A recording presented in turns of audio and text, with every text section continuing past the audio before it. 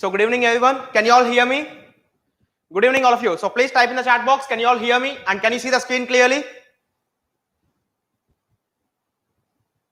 So good evening. So please type in the chat box. Can you all hear me? Good evening, Ola.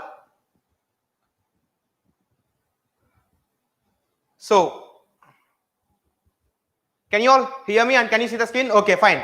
So if you see, we are talking about higher order differential equations and we have seen how to write the complementary function for any given higher order differential equation, correct? And in today's class, I told you we'll be looking at some things called the particular integral for any given higher order differential equations. So we'll continue from there, but straight away before going to that topic, we'll quickly finish few questions that were left yesterday because of time constraints. So let's continue the questions first before going there, okay? Yeah, so we were left with few questions in yesterday's class, so please let us try to continue them. It was asked in 2019 and it's a higher order differential equation. So please try to solve this. Okay, so whoever is late, so please recall we are solving higher order differential equations in yesterday's class, and a few questions were left over yesterday, so we are trying to solve them now. So please let's finish these questions quickly and then let's move on to ways to find particular integral for any given higher order differential equations. So please try to answer these questions. Okay, so since this is something different, I'll move on to next question. So please try to solve this question. Okay, this is also a higher order differential equation, but of course some other special kind of equation. I'll get back to the things. Yeah, this question you please try to solve this. We'll solve the previous two questions after learning what is Euler-Cauchy equations. Okay, so please try to solve these questions. The general solution of the differential equation, which is given by this. We have a fourth order derivative involved and then a third order derivative, second order and a first order. So please try to solve this. If this is a given higher order differential equation, so please try to tell me what's the answer. Okay, it was a GATE 2017 mechanical question, so we'll try to answer this. The given equation is something like this: d power 4 y divided by dx power 4 minus 2 times of d cube y by dx cube plus 2 times of d square y by dx square minus 2 times of dy by dx plus y is equal to 0. So this is a higher order differential equation, of course, to be precise, a fourth order differential equation. So please try to solve this. Good evening. So please try to solve this. It's a fourth order differential equation, correct? Now, the points which we discussed yesterday could help you out something here. So if you write the auxiliary equation for this, it's obvious you will be getting the auxiliary equation as m power 4 minus 2m cube plus 2m square minus 2m plus y, plus 1 is equal to 0, correct? Answer C only, standard option. Okay, let me check. No, if possible you can write this as minus C4 because the C4 can be anything. It can be a positive arbitrary constant or it can be negative. So this solution which is written in general form with a plus sign here, it can also be written in minus sign here because C4 is completely arbitrary. Okay, so there is enough chance that even fourth option could be an answer. So has got it? It's not mandatory that you'll always get a plus sign here. There can be a chance, since C4 is an arbitrary constant, you can replace with a minus sign in the solution. Okay. Did you all understand that both options C and D have equal chance for being an answer to this question? Yes or no? So please try to solve this. Now, how to solve this fourth order or fourth degree polynomial? Look, in yesterday's class, I told you a few techniques how to identify roots of a polynomial. Do you understand? Do you recall that? I told you if sum of all the coefficients of a given polynomial is 0, then definitely x is equal to 1 is one root of that polynomial, which is happening here. So if you see here, we have 1 as a coefficient. So 1 minus 2 is minus 1, minus 1 plus 2 is plus 1, plus 1 minus 2 is again minus 1, and minus 1 plus 1 is 0, which means can I tell m is equal to 1 is one root of this equation? Yes or no? Can I tell that m is equal to 1 is one root of equation because sum of all these coefficients is 0? Did we talk this point yesterday? Yes. So now if m is equal to 1 is one root of this equation, let me do synthetic division method, which I told you yesterday. So if you write the things 1 minus 2, 2 minus 2, 1. Okay, yes, we can write this, correct? So let us perform this Horner's division because m is equal to 1 is one root of this equation. So now if we add these two, 1, then 1 into 1 is plus 1 and minus 2 plus 1 is minus 1. 1 into minus 1 is minus 1 and 2 minus 1 is 1. Again 1 into 1 will be plus 1 and this will be minus 1. So this will be 0, which means this polynomial is equivalent to m minus 1 into m cube, next minus m square plus m minus 1 is equal to 0. Can I write this auxiliary equation, which is a fourth order polynomial here, or fourth degree polynomial here, as m minus 1 into this cubic polynomial by the basis of Horner's method that we talked yesterday? Yes?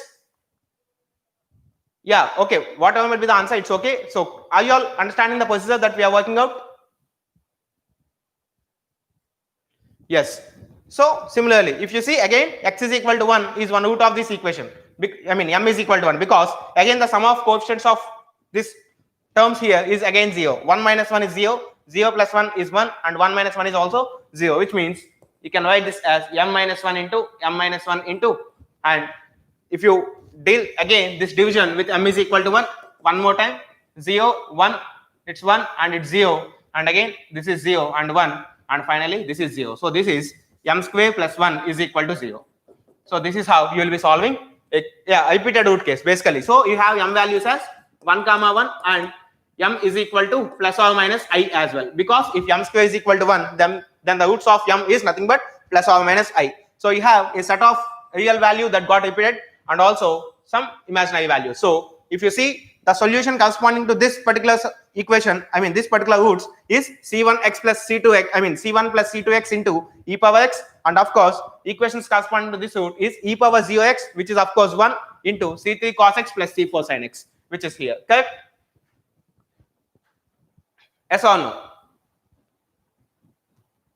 Did you all understand this? This is just solving a fourth order equation. That's what we need here actually. Fine. So let us try to solve next question. Yeah, this is one question that you would like to solve. It was a question from GATE 2005. So please try to solve this. Statement for linked answer questions 15 and 16. Okay, both 15 and 16 are dependent on this, I mean are connected to each other. So please try to solve this. All of you, please try to solve this here.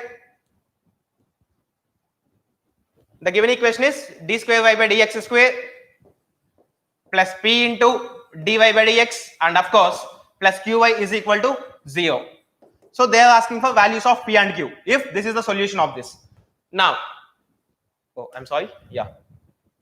So now please try to tell me if this is the solution. Can you tell me if I write this as m square plus pm plus q is equal to 0 as auxiliary equation? Of course, if this is the given differential equation, then this could be the auxiliary equation for this. Correct?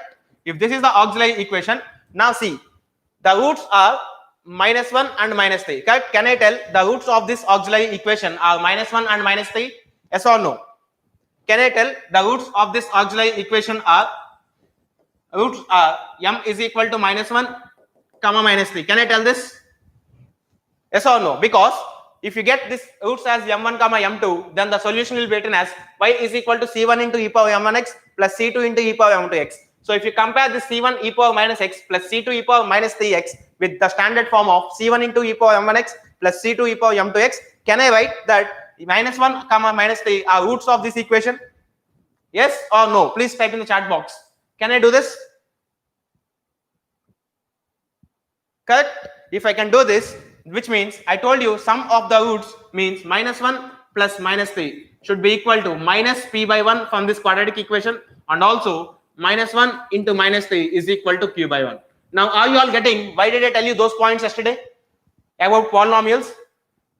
Can you all recall that in yesterday's class we have talked a few points about polynomials, like how to find a root, I mean at least one root if there is some condition between coefficients, and also if roots are alpha beta gamma, then alpha plus beta plus gamma is equal to minus of this coefficient divided by the initial coefficient. We have discussed a few points about polynomials, correct? So can you all understand now why did we recall all those points yesterday? Because of this. So now minus 1 minus 3 is minus 4. So minus p is equal to minus 4, which means p is equal to 4. And you know p is equal to 4 is not present in these two options, and q is equal to 3. So p is equal to 4 and q is equal to 3, which is present in option C here, correct? So p is equal to 4 and q is equal to 3. So this is option C. Now let us look at the next question, because this is linked for both questions 15 and 16. So we have a 15th question like this, and let's see what could be the 16th question now. Okay, did you all understand this? Did you all understand why -1 comma -3 will be the roots of this equation if this is the solution of this given differential equation? Did you all understand this? All of you, Suhas, Sridevi, Suhas, again, so please respond. Did you all understand why we have taken -1 comma -3 as roots of this equation? Yes? Okay, so now let's go for the 16th question. This is the 16th question. We got P is equal to 4 and Q is equal to 3, correct? Now, if this is the case, he is asking which of the following is a solution of the differential equation d square y by dx square plus p into dy by dx plus q plus 1y is equal to 0. So, if you put the value of p and q here, the differential equation could look something like d square y by dx square plus 4 times of dy by dx plus 4 times of y is equal to 0. This is the differential equation, correct? So, please try to solve this. So please try to solve this equation. See, they have given the previous question to obtain the values of this P and Q. So once you got what is P and what is Q, you can substitute in this particular equation and you can frame a differential equation, of course, which is homogeneous and there is no involvement of some function of x here. So we can confirmly say that this is a homogeneous differential equation of higher order. So we can write the auxiliary equation and find the complementary function. So please find this. Option C, look. If you try to solve this, auxiliary equation could look something like m square plus 4m plus 4 is equal to 0, correct? And this is nothing but m plus 2 whole square is equal to 0. And this implies m is equal to -2 comma -2. And the solution for this equation is y is equal to c1 e power -2x plus c2 into x into e power -2x, correct? Now, out of these things, look carefully. Whenever you have this as a solution, I can tell you this y is nothing but a linear combination of this function e power -2x and x into e power -2x. And there is one very standard result in mathematics. If f of x comma g of x are solutions of differential equation, are solutions of a DE, then their linear combination. What is linear combination? Some constant into this function plus some constant into again this function, means some combination of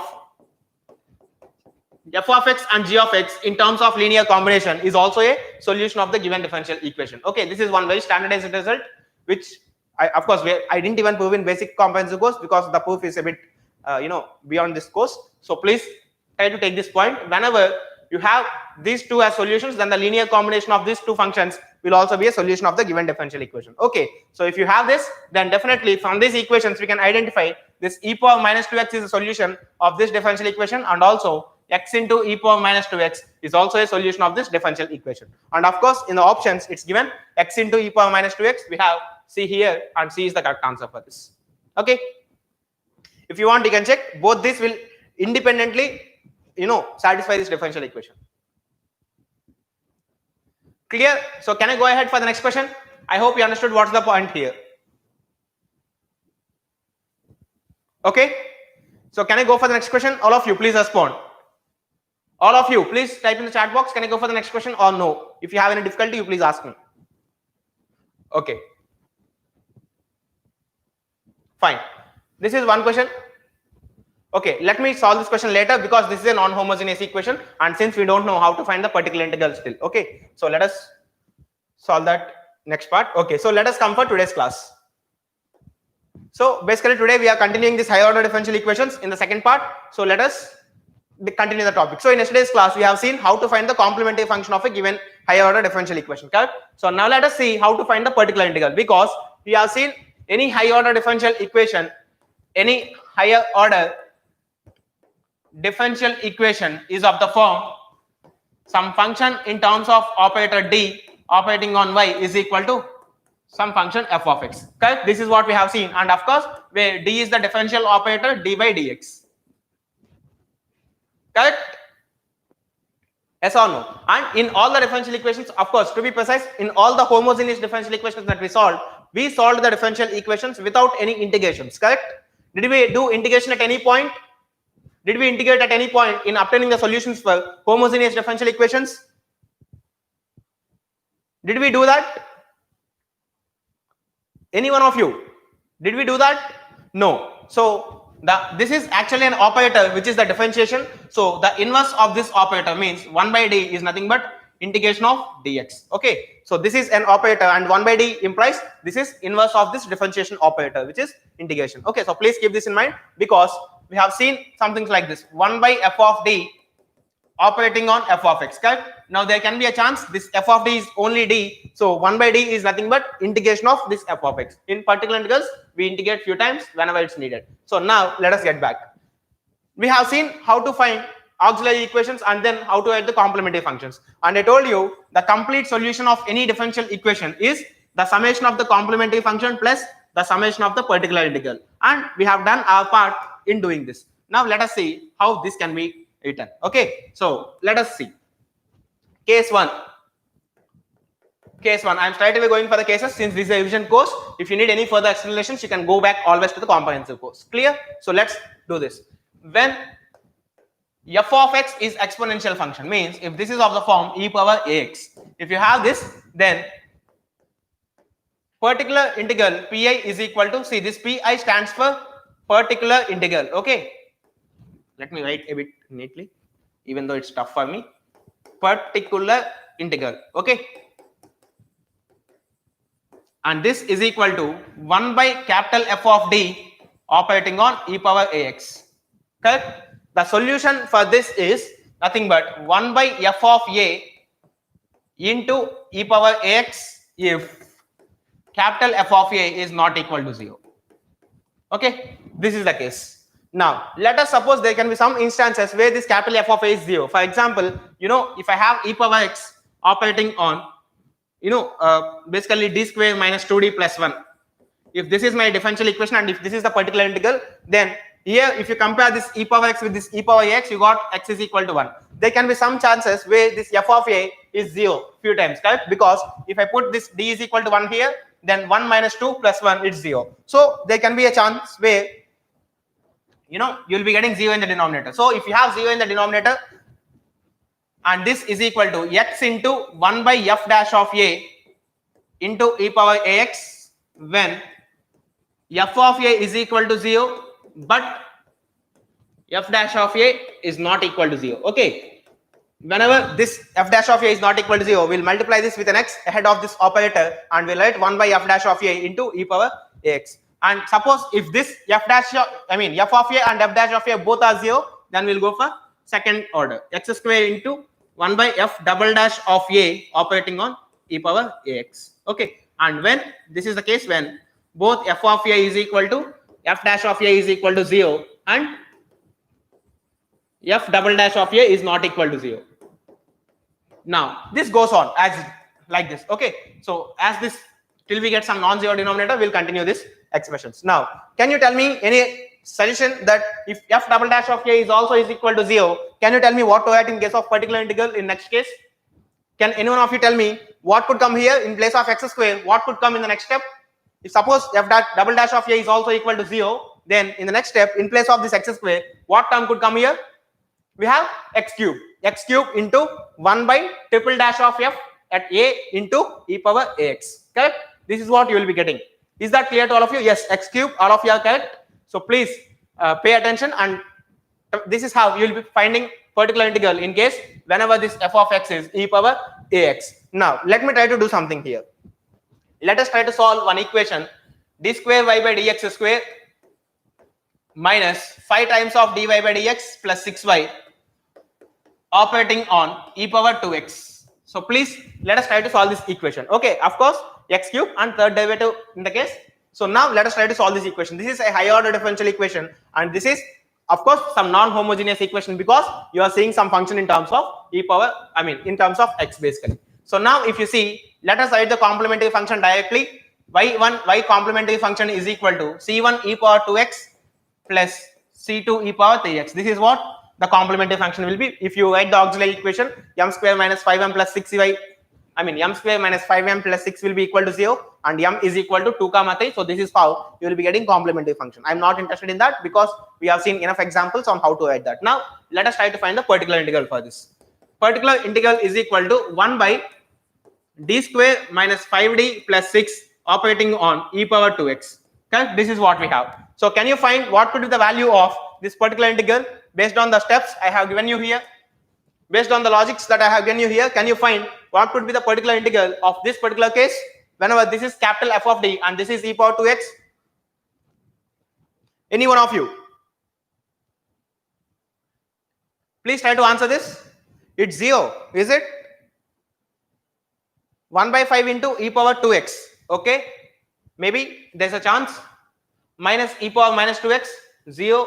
Okay, see, whenever you are substituting this 2, because I told you, if you have this function 1 by f of d operating on e power ax, this is same as e power ax divided by f of d, f of a, unless this is not equal to 0. But in this case, if you substitute d is equal to 2 here, this will be 4 minus 10, which is minus 6, and minus 6 plus 6 will give you a 0. Means if you are calculating this value at d is equal to 2, then this denominator is going to 0, correct? And whenever this denominator is going to 0, definitely we'll go for x into 1 by f dash of d, which is 2d minus 5, and this value at x is d is equal to 2 into e power 2x. If you calculate this, if you put d is equal to 2 now, this is 4 minus 5, which is minus 1. So which is non-zero. So x into 1 by minus 1 into e power 2x. So this is minus x into e power 2x is the particular integral of this particular differential equation. So if you write the complete solution, y is equal to c1 e power 2x plus c2 e power 3x, and finally we have minus x into e power 2x. This is the complete solution of this given differential equation, and this part corresponds to the complementary function of the solution, and this part corresponds to the particular integral of the solution. Is that clear to all of you? Did you understand how to manipulate these things whenever a particular integral is asked in a given differential equation? Of course, with this function is an exponential function. Yes? Fine. So now let's go for next case. If f of x is equal to sin ax plus b or cos ax plus b, doesn't matter, procedure is same for both, or maybe some cos function, cos ax plus b. Now how to do this? Look, whenever you have particular integral pi is equal to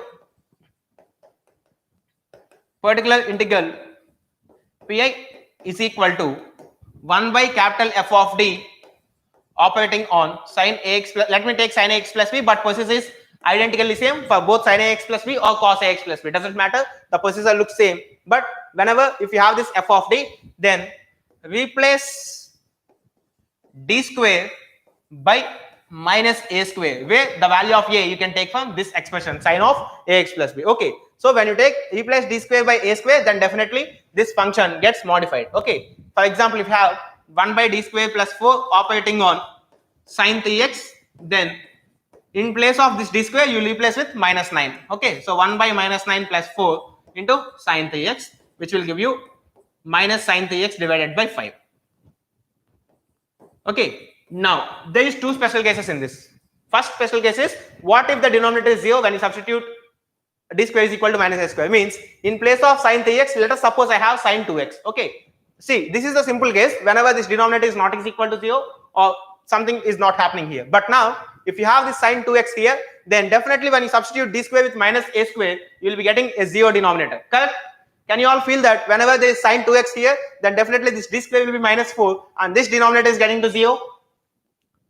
Yes or no?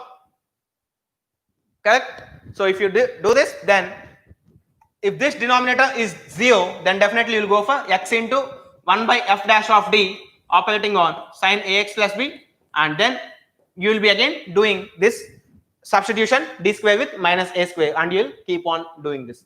Did you all understand? Similar to x into 1 by f dash of d e power ax, here also we will be continuing the differentiation, but instead of putting a value directly, wherever there is d square, we will be replacing with minus a square. Okay. Now, did you all understand till this point? How to do, how to take forward if this is 0 when you are replacing with d square with minus a square? Okay. Now after this, again we will replace d square with minus a square. Now there is one special case. What happens if you have d's left over? Means, let me make you understand a bit now. Let me make you to understand a bit. So please Stay focused. So let us suppose there is one differential equation which is something like this: d square minus 4 or maybe plus 4 sine 2x. Okay, let us suppose there is one differentiation, one particular integral like this. Okay, so now obviously when you substitute d square with minus 4, I mean, because d square has to be substituted with minus a square, and since a value is 2, then d square value is minus 4, then this term which is here will go to 0. Correct? In that case, what you will be doing? In that case, what you will be doing? Look, 1 by x into, of course, 1 by the derivative of this, which is 2 times of d into sine 2x. This is what you have. Correct? Now, there are two different ways to solve this. First thing, see carefully. First thing that you have here is, since you know this 1 by d is nothing but integration, you can take this as x by 2 into 1 by d is nothing but integral operator, so sine 2x dx. This is one way which you can solve this. Or there is also one more method. Look, x by 2 into, there is 1 by d, correct? So that let us rationalize this denominator with d. Then you'll be having d by d square into sine 2x. So this is equal to x by 2 into, in place of d square, put minus a square. So this will be minus 4 d sine 2x, and d of sine 2x is nothing but, d is nothing but differential operator. So d of sine 2x will be d by dx of sine 2x, which you can get the value. So did you understand how to proceed if there is d involved in the denominator after doing the integration? I mean, sorry, after substituting this, and whenever you are getting this denominator to be 0. Did you all understand this? This 1 by d is nothing but the integral operator, so you can integrate, or else, since you know whenever you have d square, you can replace with minus a square, you can multiply and divide with 1d, so that here you will be having this minus a square value, and here you can have capital D, and the differentiation of this sine 2x is nothing but 2 cos 2x. Okay, this is one case. Or else there could be some cases where you will be having the denominator in terms of a plus bd. Let me show you that. Let me show you that example as well. Okay, so let me show you that example also. Whenever you are left with some constant and d involvement here. Okay, see now, let us suppose you are left with something like this: 1 plus d sine 2x. Okay, you have something like this. Now there is no single d. If there is only 1 by d, you can integrate this. But if you see the denominator, there is no d, it's also have some constant involved here. Correct? So how to find particular integral in this case? Let me erase these dots first of all. Yeah. Okay, so now you have seen the simple case. Whenever you have only d or maybe some constant multiplication, that doesn't bother.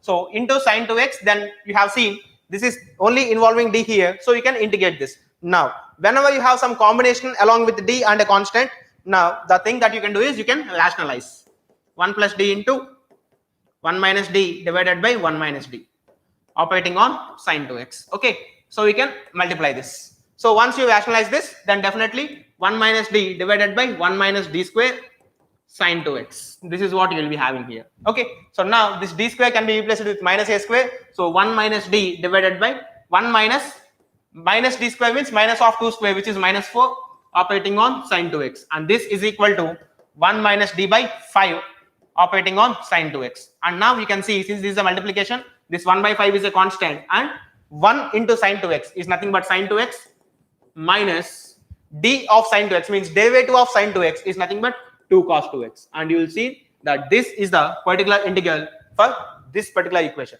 Is that clear to all of you? Did you all understand how to deal different cases when there is some different combinations of d in denominator for this sine of ax plus b? Yes? Did you all understand this? All of you, please respond. Please type in the chat box. Did you all understand this? How to deal with different cases when there is different combinations of this d here? Okay. So if you understand this, let's go for the next part. Okay. So let me go for the next part. Case 3. Oh, sorry. Yeah. Case 3. What if you have something like, if f of x is equal to x power m, some exponential function. F of x is equal to, yeah, I'll make one-dimensional wave equations and all. Definitely we'll be dealing partial differential equations. So definitely I'll talk few things about wave equation, one-dimensional, of course, one-dimensional wave equation, and also one-dimensional heat equation, and also Laplace equation. Okay, so no issues, we'll definitely talk on them. Uncle, we are planning to make a WhatsApp group, but not at till this moment. But we are sure that very soon we'll be making that, maybe in next couple of days. Okay. So then I'll be giving you the link or a QR code for you to join. Okay. So please see here. If f of x is equal to x power m, means if you have a polynomial function in the right hand side of the differential equation, let's see. Then you know particular integral is equal to 1 by capital F of d operating on x power m. Correct? This is what you have. So this, if there is some polynomial function, then you can write this as f of d whole inverse operating on x power m. Look, how to find this value? See, for example, let us suppose you have something like 1 by 1 plus d operating on x square. For example, let us suppose there is something like this. Okay, you have some combination of d and x square, which is something similar to this. I'm showing a simple case, but of course, whenever we get problems, we'll deal with all the things that are involved. So now, can I write this 1 plus d as 1 plus d whole power minus 1 into x square? Yes or no? Can I write this? Can I write this way? Yes or no? Please tell me. Can I write this way? 1 plus d whole power minus 1 operating on x square. If I write like this, I have already given you some expansions in previous classes. Correct? I have given you the expansion for 1 plus x whole power minus x. Minus 1. And this expansion is 1 minus d plus d square minus d cube plus d power 4 and so on, things like this. Correct? Yes or no? Correct? Did we do this? Did we do this? 1 minus d plus d square minus d cube and so on, things like this. Now, let us apply each and every term on x square. So, 1 into x square is x square minus d of x square. You know d is a differential operator. So, d on x square will give me 2x because d is nothing but d by dx of x square. Next, plus d square of x square. You know d square is nothing but second derivative of x square. You know first derivative of x square is 2x and the second derivative of x square 2x is nothing but 2 minus the third derivative of x square. Look, whenever you are differentiating any function n plus 1 times, when the polynomial is only of degree n, then can you tell me what could be the answer for this? Look, whenever you differentiate for the first time a quadratic polynomial, you will be getting a linear polynomial. And if you are differentiating a linear polynomial, then you will be getting a constant, correct? So similarly, whenever if you differentiate any polynomial of x power n, then sometimes which is more than this n, the value is 0, which means, can I say all these terms from here are 0? Which means, can I simplify this expression as x square minus 2x plus 2? Correct? Can we do this at this moment? Yes or no? Can we do this at this moment? Please respond, because if you see, this is the binomial expansions of this series 1 plus d whole power minus 1. So if you expand and apply each and every term individually on this particular function x square, then this is how the result turns out. Correct? Of course, we'll see different cases whenever we have different functions f of d involved here. Okay, but I just want to show you with a simple example how to evaluate this result, which is the inverse of this function, which is in the denominator operating on x power m. I hope you understand. Is that clear to all of you? Please respond. Is that clear to all of you? Did you all understand with this simple example how to operate this function on this x power m? If you understand this, I'll go for a little complicated example now. Okay, so let me go for a simple a complicated example. So let us suppose we have d square minus 4d plus 5 operating on x square, hopefully. Okay, so if this is the case, how to do the things? Look, let us suppose I have some function which is for which the capital F of d is something like this. Now how to do this? See, I'll tell you. Can I write this as d minus 2 whole square plus 1, and any polynomial ax square plus bx plus c can be written as a times of x plus b by 2a whole square plus c minus b square by 4a.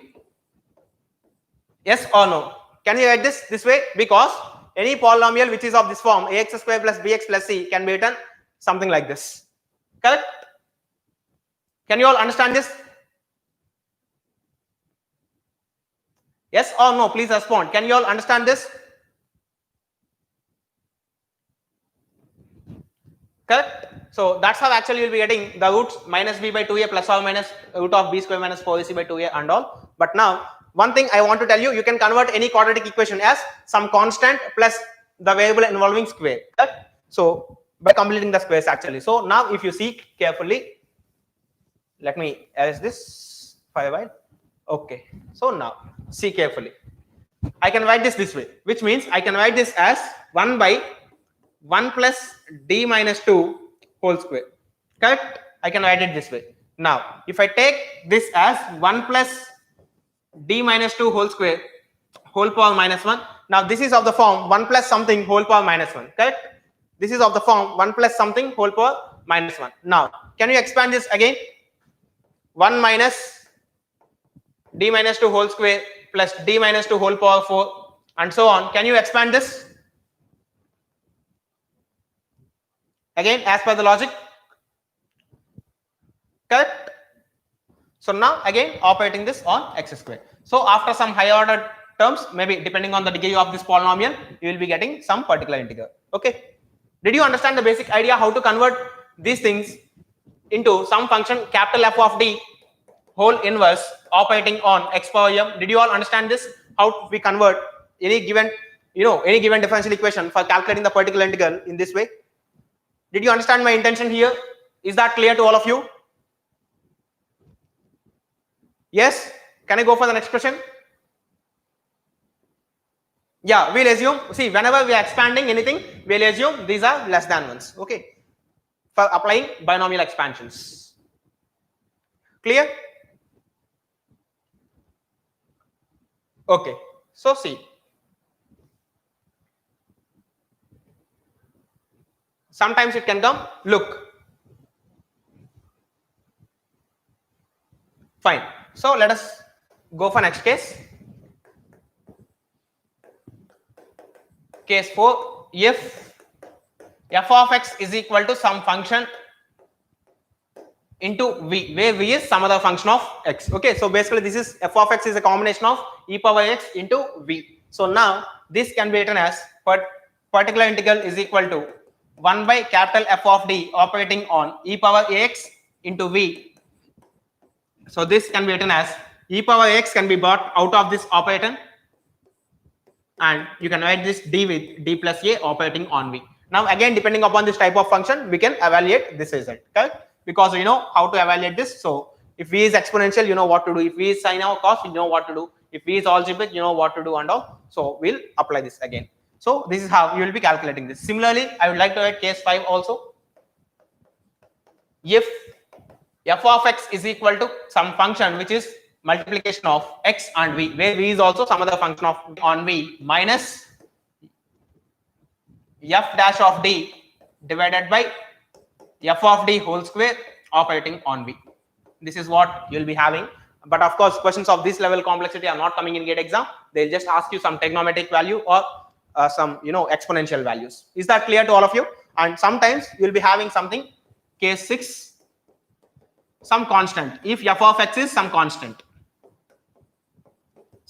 value like 2, 3, 5 something, okay, some constant value, then in that case how to go for this? Look, y particular integral is equal to 1 by f of d operating on this constant. Look, can I write this constant here as into e power 0x? Yes or no? Can I write this way? E power 0x into constant, because e power 0x will be 1 and 1 into this constant is again this constant. So since this is a constant and it can be brought out of the e power 0x, and you know what to do if this is e power ax, correct?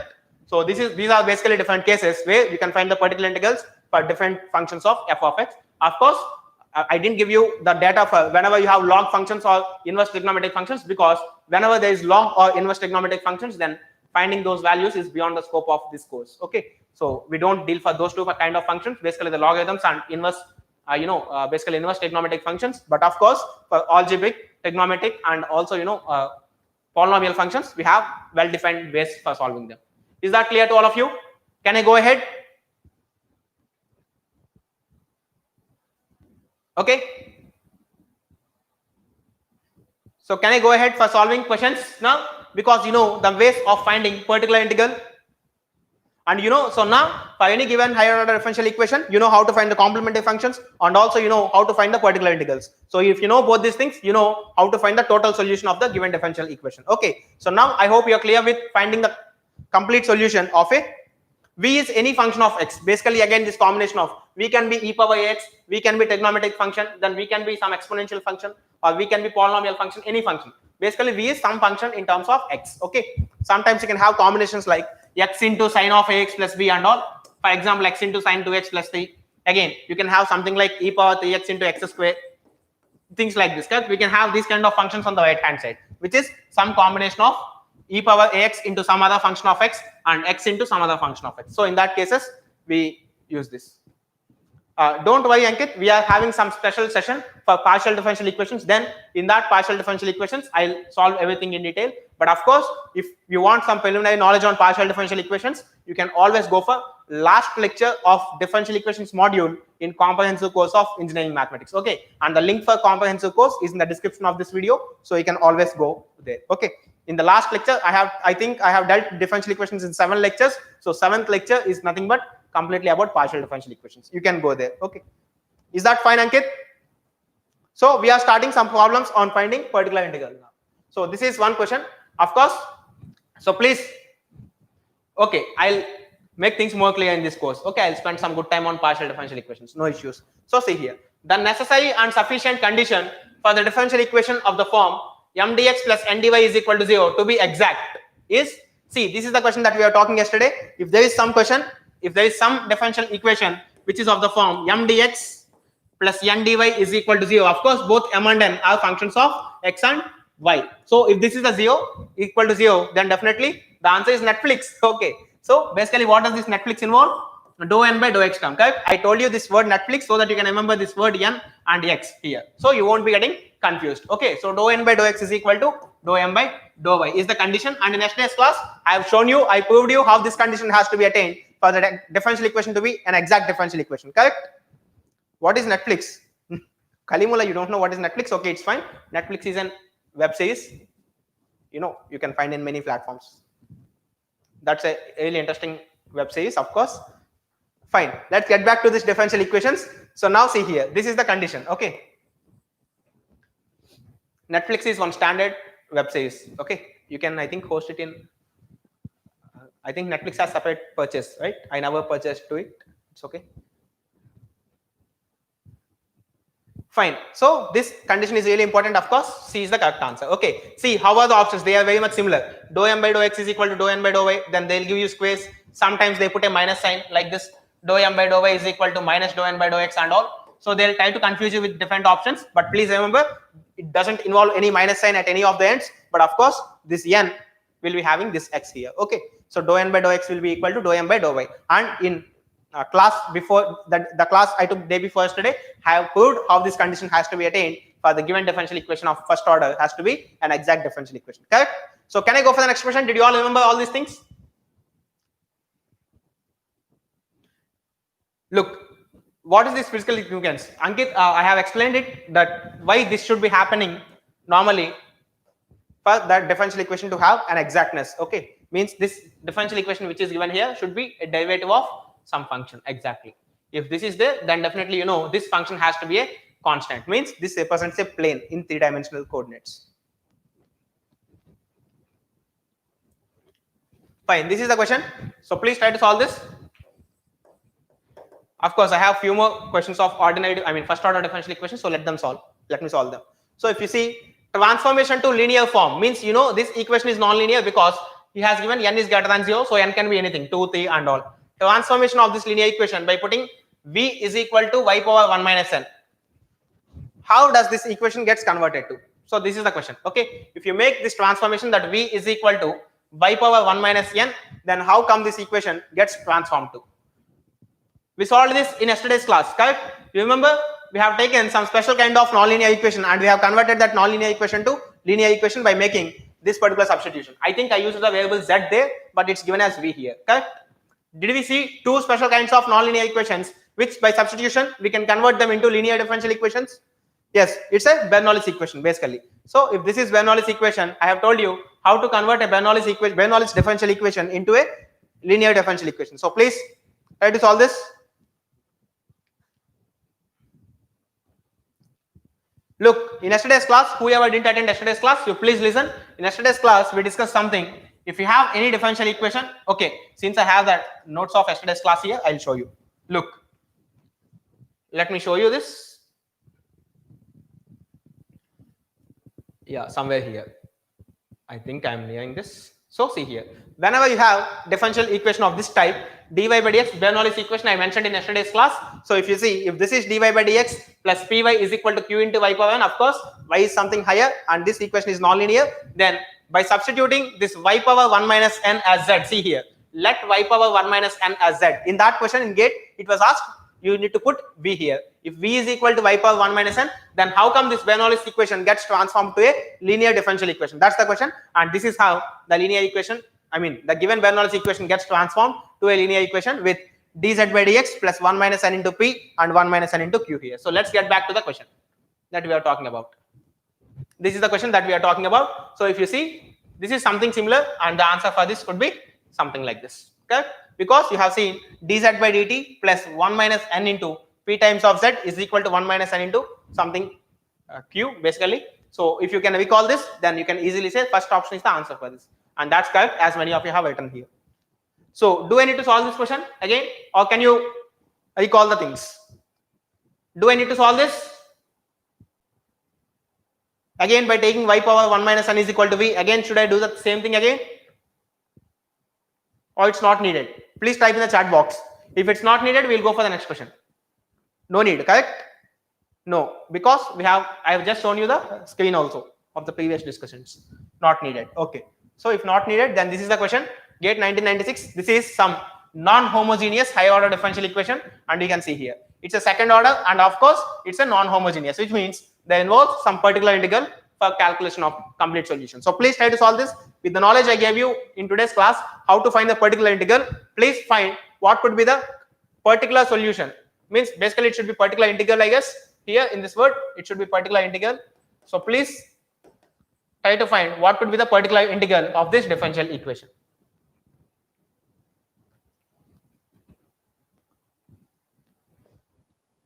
Option B, Ankit, 1.5 cos x plus 0.5 sin x, is that your answer? Anyhow, I'll check it, but meanwhile let's give some time for others to solve.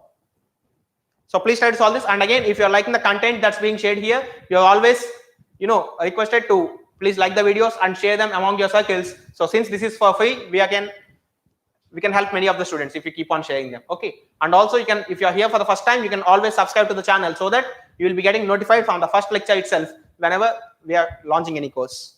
Option A, Raghunath and Kamaluddin.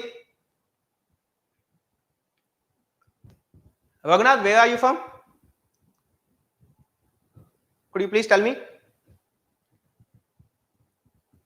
Option A, Mauli. Okay. Kamaluddin, again, you are from Pune. Good. It's a nice place. So, option A, majority of you are telling it's option A. So, let me solve. So, if you see here, particular integral pi is equal to 1 by d square plus 3d plus 2 on 5 cos x. Okay, this is what you have, and of course this 5 is a constant, so let me pull it out.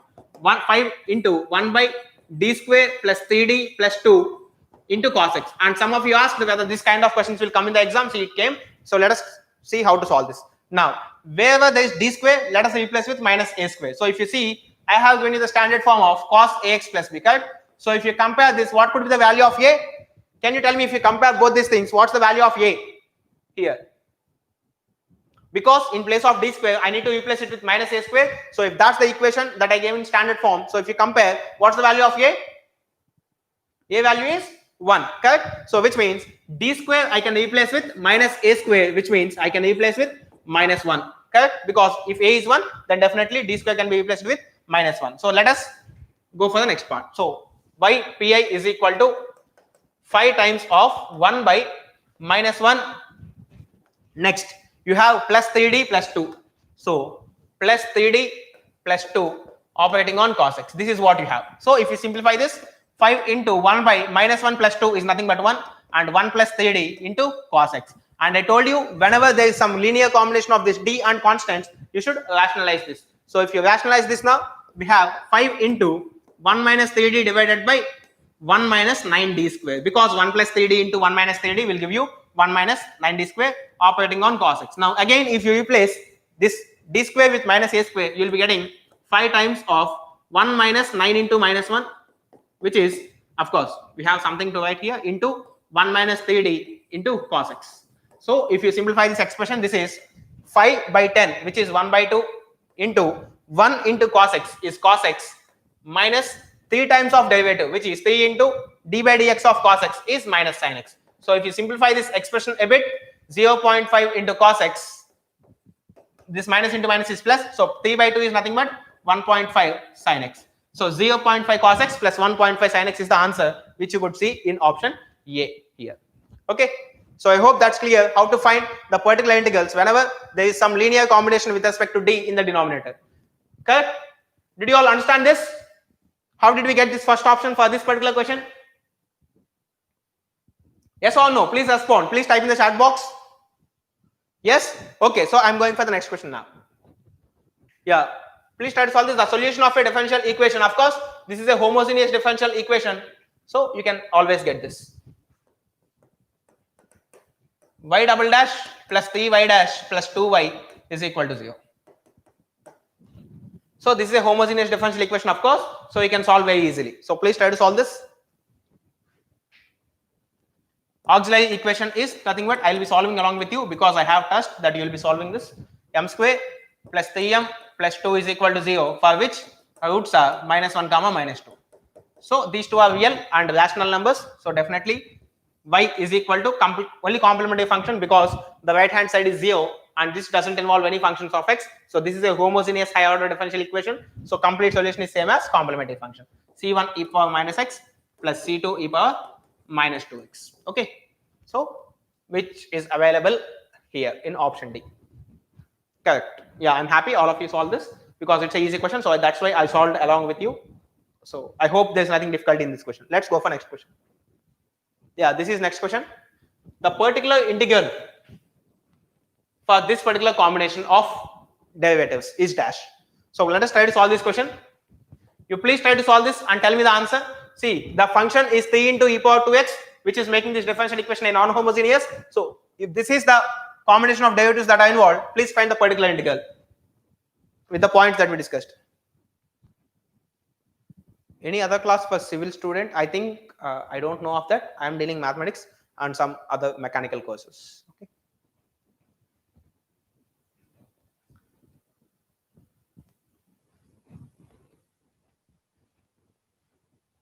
So please try to solve this. Option B, Suhas, Divya, Kamaluddin. Okay. 3 of you told it's B, but I think still few are solving this. So what's the answer? Mauli, you told it's B. Okay. Raghunath, fine. So let me find this. So y particular integral is equal to 1 by d square plus 4d plus 3 operating on 3 times of e power 2x. So this 3 is a constant, so you can pull it out of the operators. 3 into 1 by, now if this is exponential function, I told you 1 by capital F of d operating on e power ax is nothing but 1 by f of a e power ax until and unless this f of a is not equal to 0. Correct? As long as this denominator is not equal to 0, we can confine to this answer. So let me check here. 2 square plus 4 times of 2 plus 3, and of course undoubtedly all these terms are positive, so this is not equal to 0 into e power 2x. So if you see, this is e power 2x divided by 4 plus 8, 12 plus 3, 15, and 15 these are 45. E power 2x divided by 45. Is it? And of course I think there is one, sorry. This 3 is in the numerator, so 3 is in the numerator, and of course this 15 is in the denominator. So 3 cancel this 5 times and e power 2x by 5, correct. Which is in option B. Okay. Because this 3 which is here is in the numerator. Okay, so 3 and 15 gets cancelled 1 by 5 times. Okay. B is the correct answer. Okay. So is that clear to all of you? Since this is non-zero, we can confine to this particular step and we can declare this as the particular integral of this given differential equation. Okay. So can I go for the next question? Yes? Okay. So this is the next question. So it's a bit looking big. So please try to solve this. Options are given here and group 1 and group 2 are here. So this is the problem. And of course, these are two boundary conditions. So please try to solve this. This question I have also covered in my basic comprehensive course. Okay, this is somewhat nice question actually. Look, do you know the difference between general solution, particular solution, and particular integral? Particular integral is some part of the solution in higher order differential equations. Particular solution is something that you get by finding the values of arbitrary constants. Okay, and general solution is something that involves arbitrary constants. So please try to solve this.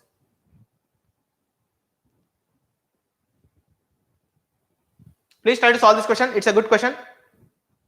Look, basically what we have in actually general solution. In general solution, you'll be having some arbitrary constants, correct? Like c1 e power minus x plus c2 e power minus 2x and something like this. It involves basically some arbitrary constants, correct? Now, if you are given some initial conditions like y of 0 is equal to 1, y dash of 0 is equal to 1 and all, then definitely you will be finding the values of these arbitrary constants, correct? Using the help of these two equations. So, particular solution is something for which the arbitrary constants take a particular value. So, particular solution is something that by substituting these boundary conditions, you will be getting some values of c1 and c2. So this will be some functions, you know, some basically some functions in terms of some numbers and variables in x. Basically, this particular solution doesn't involve any arbitrary constants, and particular integral is some part of solution of higher order differential equation. You know the difference, correct? So please try to solve this question. It's a really nice question. Of course, it was asked in 2006 in instrumentation. So please try to answer this.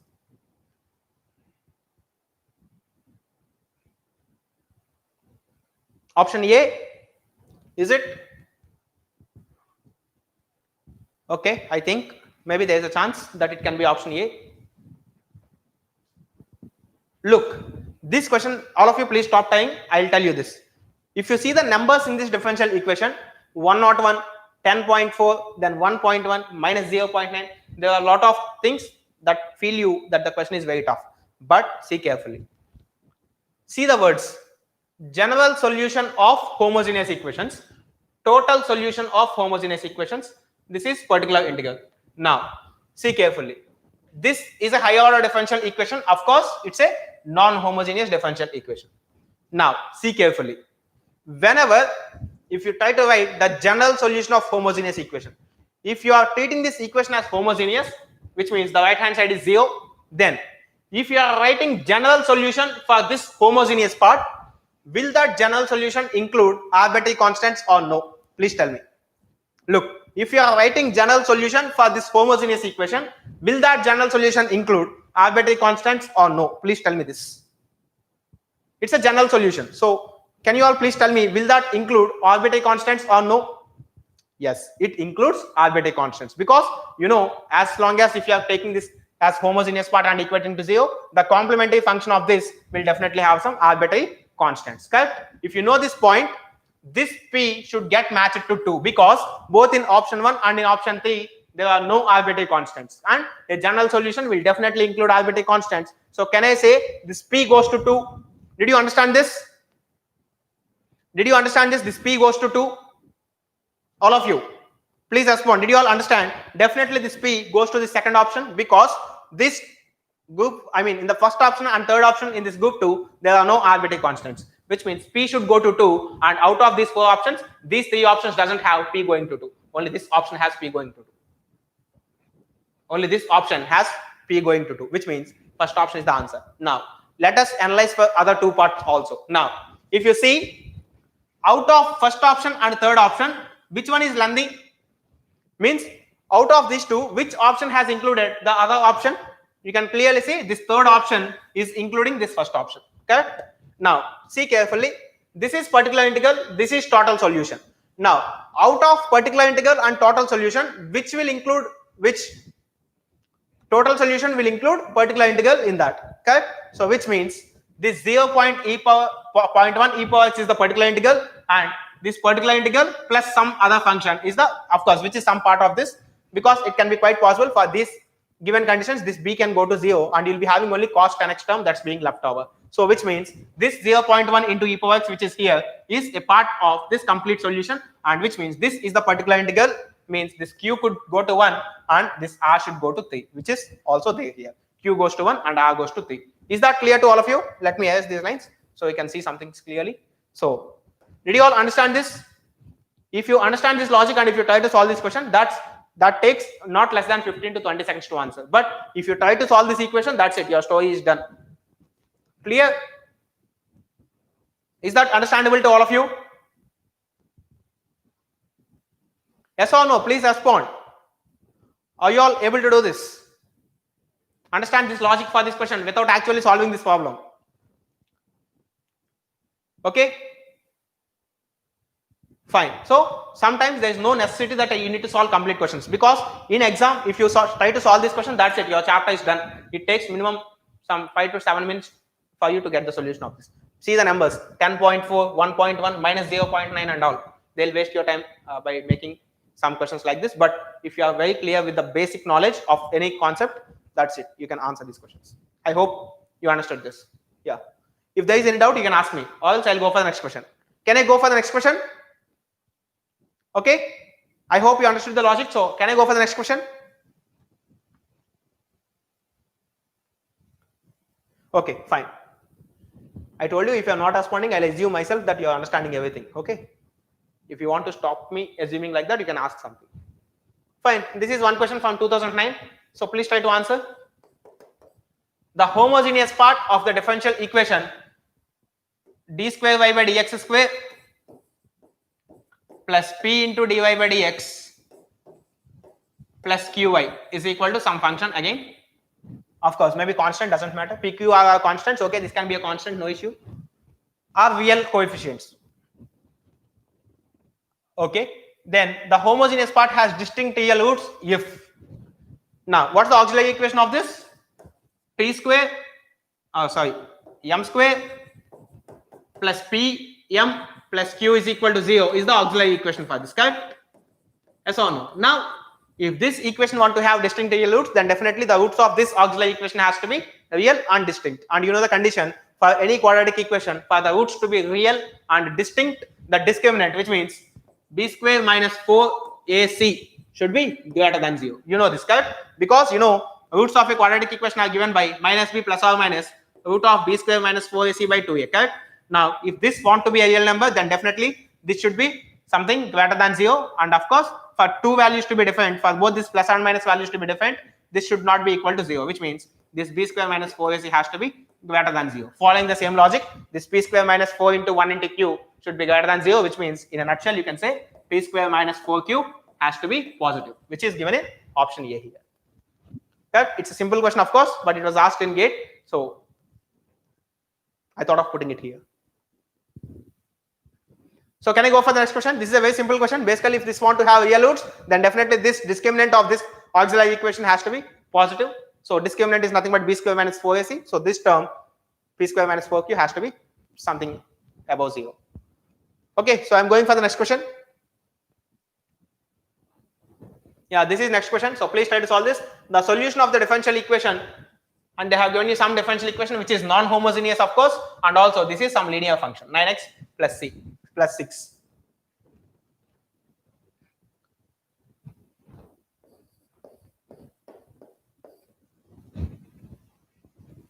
So please try to solve this. The solution of the differential equation which is given by something like that, and that is equal to 9x plus c.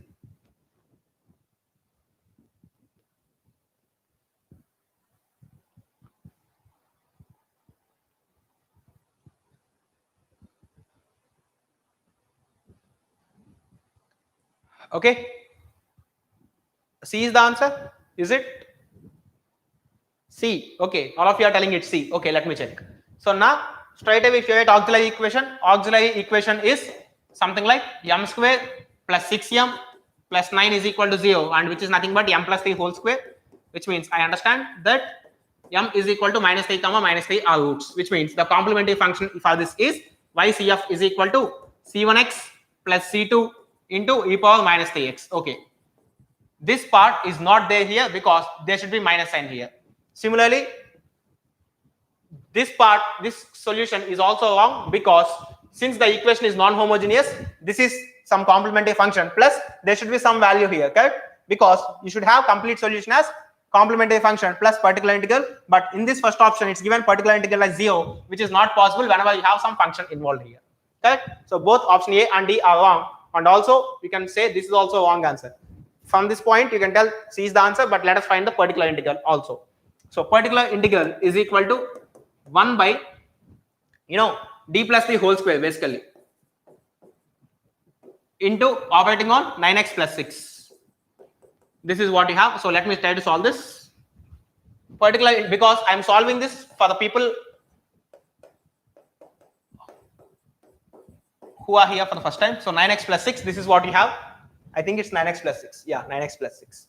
So now if you see, this can be written as, if I take this 3 common out, 9 times of d by 3 plus 1 whole square. This is what I have, correct? Operating on 9x plus 6.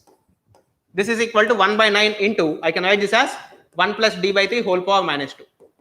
Correct? Because d by 3 plus 1 whole square is same as 1 plus d by 3 whole square. And whenever if you want to take it on top, 1 plus d by 3 whole power minus 2 on 9x plus 6. And this is the expression for 1 plus x whole power minus 2. Did I give you any expansion for this? Or didn't I give you? Please tell me, did we talk about this in our last classes? We talked about this, correct? 1 plus x whole power minus 2. 1 minus 2x plus 3x square minus 4x cube and all. You remember this? I have given you some expansion for this. So 1 minus 2x plus 3x square and something like this. Of course, this is a linear function. So let me start with single variable. Linear function. So 1 plus 9 into 1 minus 2x plus 3x square and so on. Of course, with a function 9x plus 6. Now, if you take these values, we can have 1 by 9 of 1 into 9x plus 6, which is 9x plus 6 minus 2 by 3 of derivative of this, which is 9.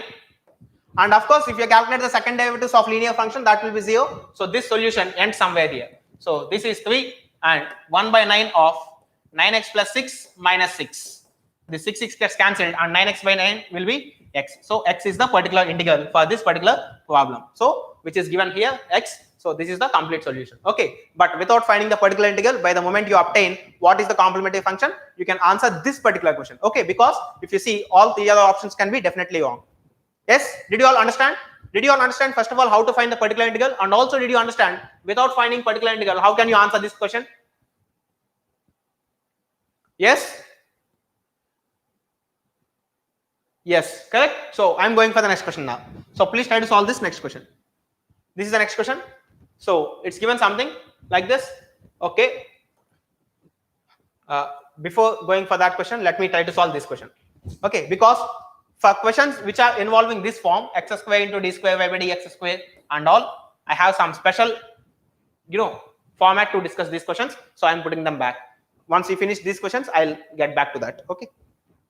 This is called Euler-Cauchy equations. So let us see how to solve that. So meanwhile, please try to solve this. It's a question from 2014. Y is equal to f of x is the solution of the equation d square y by dx square is equal to 0. And they have given some boundary conditions. Y is equal to 5 at x is equal to 0 and dy by dx is equal to 2 at x is equal to 10. So what is f of 15? So please try to solve this question. Of course, I'll tell you how to solve x square into d square y by dx square, such kind of differential equations, which are a special part of Euler-Cauchy equations. Okay. So please finish this question first of all. It was asked in 2014, just some 5 years ahead or 6 years ahead probably.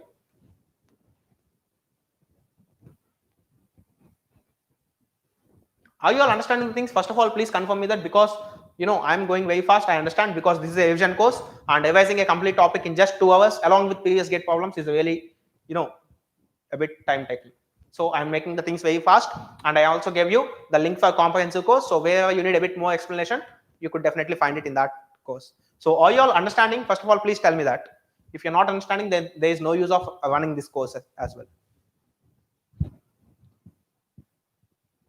I hope you're understanding, because many of you are answering the things correctly. Understanding? Okay. Fine. Okay. So what's the answer for this meanwhile? It's 35, correct? So let us see how to solve this. Now, tell me one thing. If d square y by dx square is 0, can I write dy by dx is a constant? Can I write this? If d square y by dx square is 0, can I write that dy by dx is a constant? Because the differentiation of this has to be 0, which means this has to be definitely constant. Now, which means he has given dy by dx is equal to x2 at x is equal to 10, which means can I tell dy by dx is nothing but 2 at any value, not only at x is equal to 10, but any value of x, at any value of x, can I tell this constant value is equal to 2, because we know from this differential equation dy by dx is constant, a constant. So if at x is equal to 10, if dy by dx is 2, then definitely at x is equal to any value, this dy by dx will be definitely 2. Correct? Yes or no? Did you understand this? Did you understand why dy by dx is equal to 2 at any value of x? Yes, if you understand this, now this is the first order differential equation. If you integrate this, y is equal to 2x plus constant is what you are getting. So for calculating value of c, it's given y is equal to 5 at x is equal to 0, which means 5 is equal to 2 into 0 plus c, which means c value is 5, which means the complete solution is y is equal to 2x plus 5. This is the complete solution of the given differential equation. So definitely if you want f of 15, y is equal to 2 times of 15 plus 5, which is 35. Okay. The main thing you need to understand is why this dy by dx is 2 at any value of x. Okay, if you can understand this, that's it. Your question is clear. Fine. So can I go for the next question? So could we calculate the roots of higher degree polynomial equations using gate calculator? No. In gate calculator, even you can't, find directly the roots of quadratic equation. Normally, you need to apply this formula minus b plus root of b square minus 4ac, and you need to calculate that value. Particular integral will be definitely 0, because using gate calculator you mean Sai Krishna? Are you asking whether I can calculate particular integral of any integration using virtual calculator in gate, or for this question? Please, for this question or for this problem? For this problem, particular integral is 0 definitely, because it's a homogeneous differential equation. Correct? Since you can see there is 0, the particular integral of this problem is 0. So the thing only what you get is complementary function, which is this actually 2x plus 5 and all. I think there is some fluctuation in power. It's okay. So can I go for the next problem? I hope you are clear with this. And if some questions are left out today, please don't bother, because even tomorrow we have a cumulative session. So in cumulative session, we'll deal all the topics right from basic calculus of single variable to differential equations. So we'll cover all these questions. So please don't worry for that. Yeah, this is one question. So please try to solve this. Consider two solutions, x1 of t and x2 of t for the differential equation, which is something like this. It's a second order differential equation. Okay, it's a second order differential equation. So such that these are the conditions given. x1 of 0 is 1, then this is something 0, and x2 of 0 is equal to 0, and this is also some conditions are given. Then they are asking the Wronskian. This determinant is called Wronskian actually, which is the, it's something similar to like Jacobian. No, in virtual calculator you can't solve equations. Okay, you can solve, you can obtain only some values, numerical values. I think I'm blocking the question. Okay, so I'll move ahead. In virtual calculator you can't solve questions. I mean in the sense you can't solve equations, you can't solve integrations, you can't solve what do you solve? You can't solve system of linear equations, which are possible with Casio actually. Okay, in virtual calculator you can just calculate some values of numerical expressions. That's it. You can't calculate any system of equations or any integration values or any basically some differentiations and all. So please try to solve this. Meanwhile, this is the question. x1 of t and x2 of t are solutions of this. So please try to find the answer of this. Wronskian is nothing but this determinant. First function, second function, derivative of first function and derivative of second function. Okay, this is something similar to Jacobian that we dealt when we are applying change of coordinates in multivariable calculus. Correct? One is the answer, Lakshmi Priya. Option A. Let me check. What about others? Any idea? Any idea about the answer? Okay, let me check. So if you see the equation is d square x of t by dt square plus x of t is equal to 0. This is of course a homogeneous differential equation, and the auxiliary equation for this is m square plus 1 is equal to 0, which means m is equal to plus or minus I, which means you can write x of t is equal to e power 0 into x, which is 1, plus c1 cos t plus c2 sin t. This is the solution, correct? Now, if this is the complete solution of this differential equation, then definitely this cos t and sin t will also be the solutions, which means x1 of t and x2 of t are these two functions basically. One is cos t and the other is sin t. Did you understand till this point? I told you in the beginning of the class, if some linear combination of solutions is a solution of a differential equation, then these solutions are independently the solutions of given differential equations, correct? So which means, can you identify this x1 of t and x2 of t are sin t and cos t? But of course, at this moment we don't know like whether this is cos t or that is cos t. But can you all understand that at this moment these two functions are nothing but one of this is cos t and the one of this is sin t? Because this is a differential equation that was given in the question. All of you please respond. By this moment, can you all understand that out of these two functions, one is sin t and the other is cos t? Please respond, all of you. Yes? Now, if this is the case, let us check the boundary conditions. x1 of 0 is equal to 1. If you take suppose x1 as sin t, if you take x1 of t as sin t, then definitely you know one thing, x1 of 0 is equal to 0. Correct? x1 of 0 is equal to 0, which is not the case here, which means x1 of t is not sin t, but it's cos t. So by this substitution, we can tell this is cos t, and undoubtedly if this is cos t, this is sin t.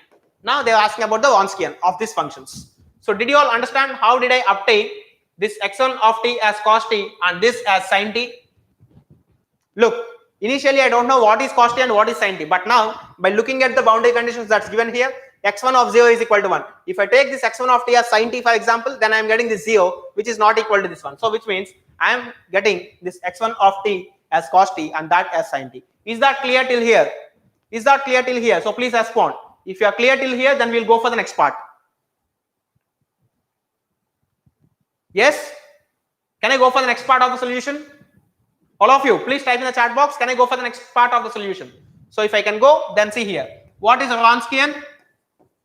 Wronskian is something similar to Jacobian, where we'll be finding the determinant of x1 of t, which is cos t, and x2 of t, which is sin t, and also differentiation of this cos t is minus sin t, and differentiation of this sin t is cos t, which you know, if you calculate the determinant, you'll be getting 1 irrespective of the value of t, because the determinant value is cos square t plus sin square t, and this value is always equal to 1 irrespective of what's the value of t. Okay, of course in the question it was asked find this value at t is equal to pi by 2, but not only at pi by 2, at any value of t that you take, definitely this value will be equal to 1. Okay, is that clear to all of you? Can I go for the next question now? I'm going for the next question. See here. Oh, here is the question. Yeah, please try to solve this. Consider the following second order linear differential equation. D square y by dx square is equal to something. The boundary conditions are this. Okay, the value of y at x is equal to 1. Okay, so if you see, the linear differential equation is something like this. D square y by dx square is equal to minus 12x square plus 24x minus 20. This is the linear differential equation. So can you tell me something to solve this? Any idea how to solve this? This is one good question actually, because left hand side is completely a function of a, and here we don't have any other order terms, means it completely involves only second order derivative. So please try to solve this question. It's a good question actually. Meanwhile, I'll be having some water. So please try to solve this side. Okay, I'm moving aside.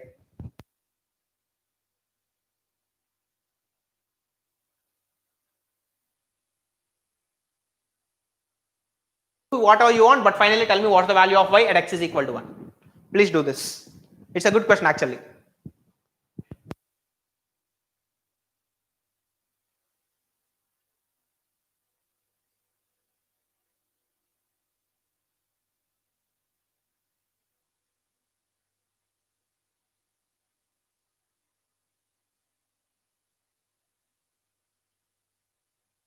please try to answer this.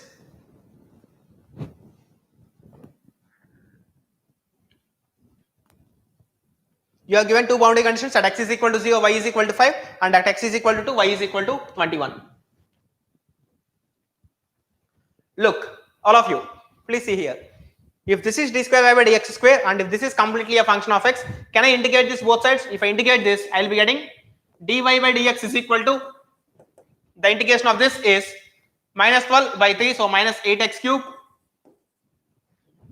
sorry, minus 4x cube, minus 4x cube plus 12x square minus 20x plus some constant c1. Correct? This is what I will be getting.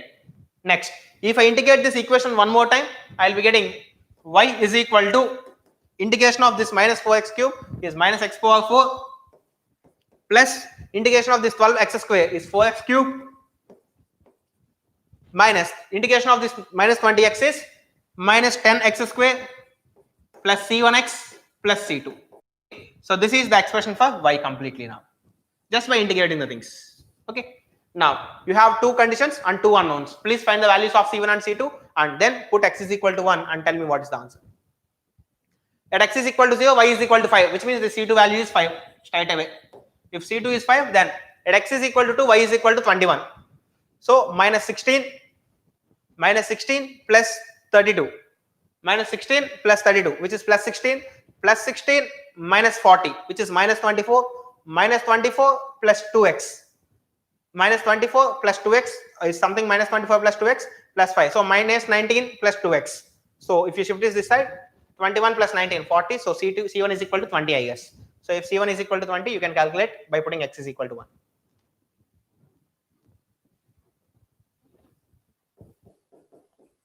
If this is the case and C2 is 5, then I think y value should be, when x is equal to 1, minus 1 plus 4, 3 minus 10, minus 7 plus 20. So please try to solve this. Okay. You should get C1 is equal to 20 and C2 is equal to 5 as far as my calculations. It's buffering. Is it buffering to all of you? Yeah, 18 is the correct answer, because if you substitute these two equations in these equations, you will be getting C1 is equal to 20 and C2 is equal to 5. And of course, since you got the complete equation in terms of x, you can put x is equal to 1 and you can evaluate. It's a 2015 civil engineering question.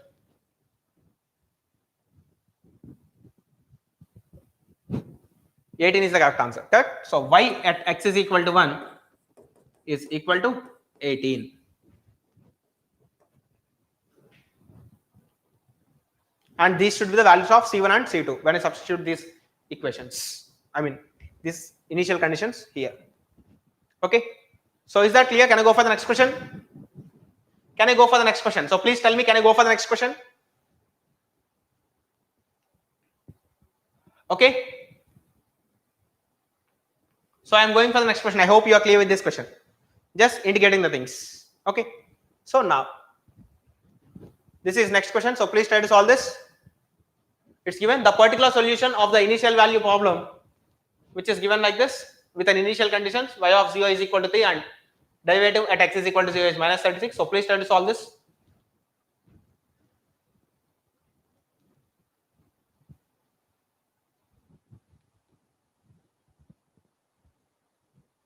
One thing is very clear. This question should involve e power minus 6x in the options, correct? And it's there in all the options because the auxiliary equation of this is nothing but m plus 6 whole square is equal to 0. So the solution for this is actually the general solution is something like y is equal to c1x plus c2 e power minus 6x. This is what the general solution you have. So now in this general solution you can substitute these two conditions which are here. Okay. So basically if you put x is equal to 0, y is equal to 3. So this implies 3 is equal to c2. So c2 value is 3. And if you can see there is 3 in all options here. So this doesn't help you out. So y is equal to c1x plus 3 into e power minus 6x. So let us differentiate this and let us get the value of c1.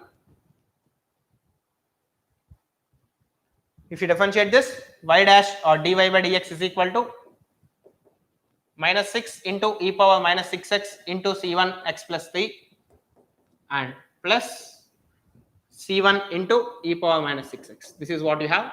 So at x is equal to 0, if this is minus 36, so this implies minus 36 is equal to, at x is equal to 0, minus 6 into 3 plus c1. This is what you have.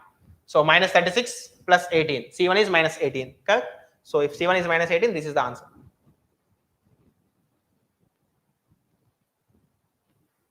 Yes, it should be option A because c1 value is minus 18 from here. If c1 is minus 18 and c2 is 3, then this equation which is here will take the form which is in option A. Okay. So can I go for the next question now? This is a simple question, of course. So can I go for the next question? Please tell me. Yeah, A is the correct answer. Of course, the only thing here is in differential equations, questions will be very simple, but the only thing you need to take care is calculations. If you make some mistake in any calculations, your answers will change and you may go for something wrong. Okay, so please be careful while making the calculations. That's the only thing. Next, this is the question. So please try to solve this. This is again a homogeneous question. Of course, 2017. I think for this question you are going to use a bit of calculator. So I'll use virtual calculator for solving this question. So you can stay with me for solving this. So normally you can cancel this 3 and 27 9 times. Okay, so the equation is something like y double dash plus 9y is equal to 0. Okay. So please try to solve this question. It's a simple question actually.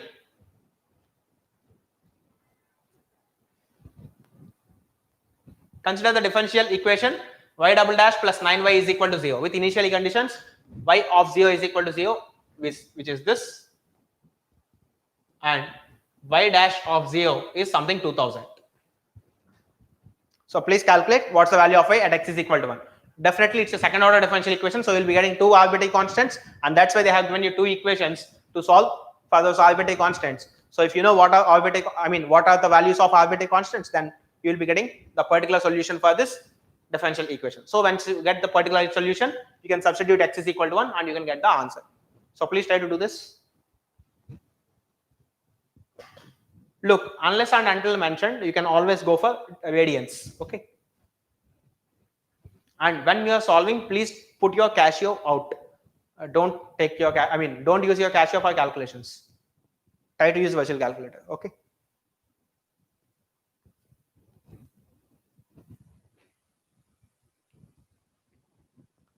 Clear?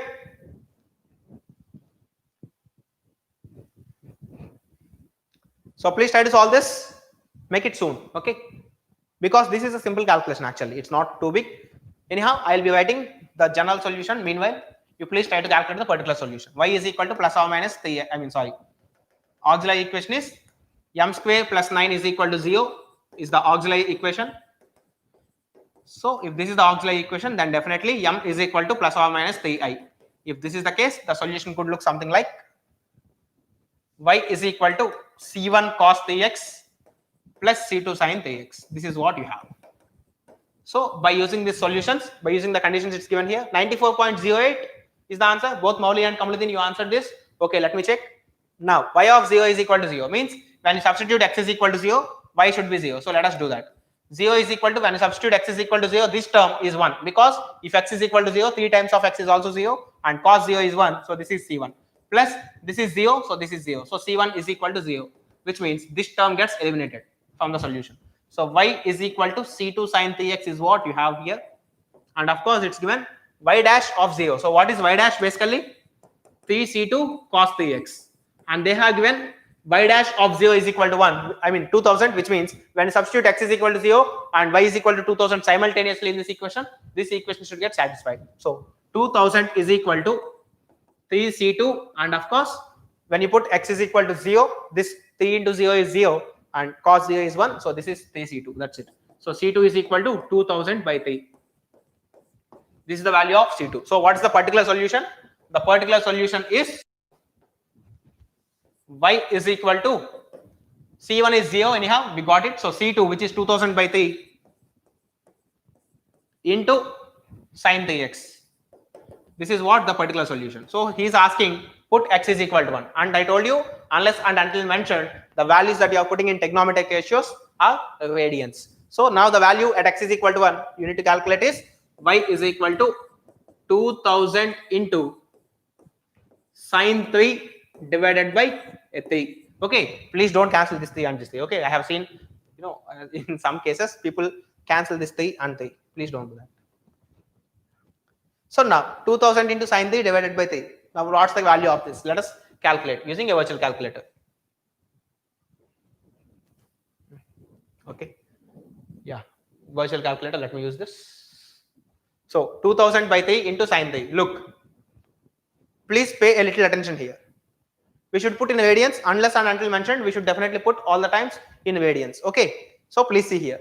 Now the value that you need to find is 2000 by 3 into sine 3, and of course the 3 inside the sign is in radians, correct? So if you want the 3 in radians, look, first of all this is a radian button, and if you see this is in degrees initially. So if you click this it goes to radians. Okay, so this is in degrees actually. Now see here there is a white radian button. So if you click on degrees, that angle which you enter will go to degrees. For example, cos 60 is 1 by 2, correct? So if I put this in degrees, if I type cos 60, and then if I click this cos, you see cos d of 60, which means this d here stands for degrees. Okay, and that shows degrees whenever this radian button is in degrees, and cos 60 degrees is 1 by 2, which is 0.5 here. Okay, now if I want to find the radians, then I need to use this. For example, sine 1 radian is something around 57.17 degrees. So if I click 1 and if I click this radians, of course, and if I click sine, you will see sine r of 1. This r here stands for radians. Okay, so did you understand how to find and sine 57 is something 0.8414. Okay, sine 57.17 degrees, which is equivalent to sine 1 radian, is 0.84147 degrees. So please be careful whenever you are substituting. Make sure you are substituting in degrees or in radians. Okay, so at this moment we need sine 3 radians value. So first of all, let us place the radian button in radians. Look, initially this is how your calculator looks like. So if you want to calculate some trigonometric ratio at radians, please shift this to radians. Now sine 3 radians value, 3 and sine will give you, this is the value, sine of 3 radians is 0.14 into 2000 divided by 3. 94.08 is the answer. Okay, so this is how you will be calculating the trigonometric values in virtual calculator based on degrees or radians. So 94.08 is the answer. Let me check that. Let me write that. So this is 94.08. Okay, this is the value of this. Okay, I hope it's clear to all of you. This point should be highlighted, of course. See, in GATE exam, when you are entering answers for numerical answer type, sometimes when you score, what happens? Let me tell you. This is how your your keypad for entering answers looks like. Okay, here you'll be having buttons 1, 2, 3, 4, 5, 6, then one backspace, probably 7, 8, 9, backspace 0, and some other things here. A point, decimal point. Okay, this is how your calculator looks. Whenever not calculator, your question, and here some answer. Fill in the blank, and this is how your numerical keypad looks like. Whenever you are scrolling, sometimes it happens in such a way that your screen doesn't appear till this part, means the top part gets scrolled and you will be able to see only this, and people will be clicking to enter the answers. Okay, please make sure whenever you are entering the numerical answer type questions, your screen is visible till this part at least. Okay, because you may not be sure that whatever you are typing here is not going here. Okay, for example, let us suppose I want to enter 92.04 or 08 something. If I am seeing only this, and if I am clicking 92.08, I am not sure whether this 92.08 is getting clicked here or not, correct? Because sometimes you may not click the mouse properly, so that the value which you are typing may not enter exactly here. So please make sure you will see the screen till here. Let us suppose you didn't click this decimal properly. Then what happens? Instead of entering 92.08, you'll enter something 9208, which is a wrong answer. Okay, you will be losing marks unnecessarily. So please make sure whenever you are entering answers for numerical answer type questions, please make sure this box here is visible along with this keypad. Okay. Yeah, let's go for next question. So this is the next question. Okay, so I think Look, now we'll deal one special type of equations which are called the Euler-Cauchy equations. Okay, so let us try to see what is an Euler-Cauchy equations now.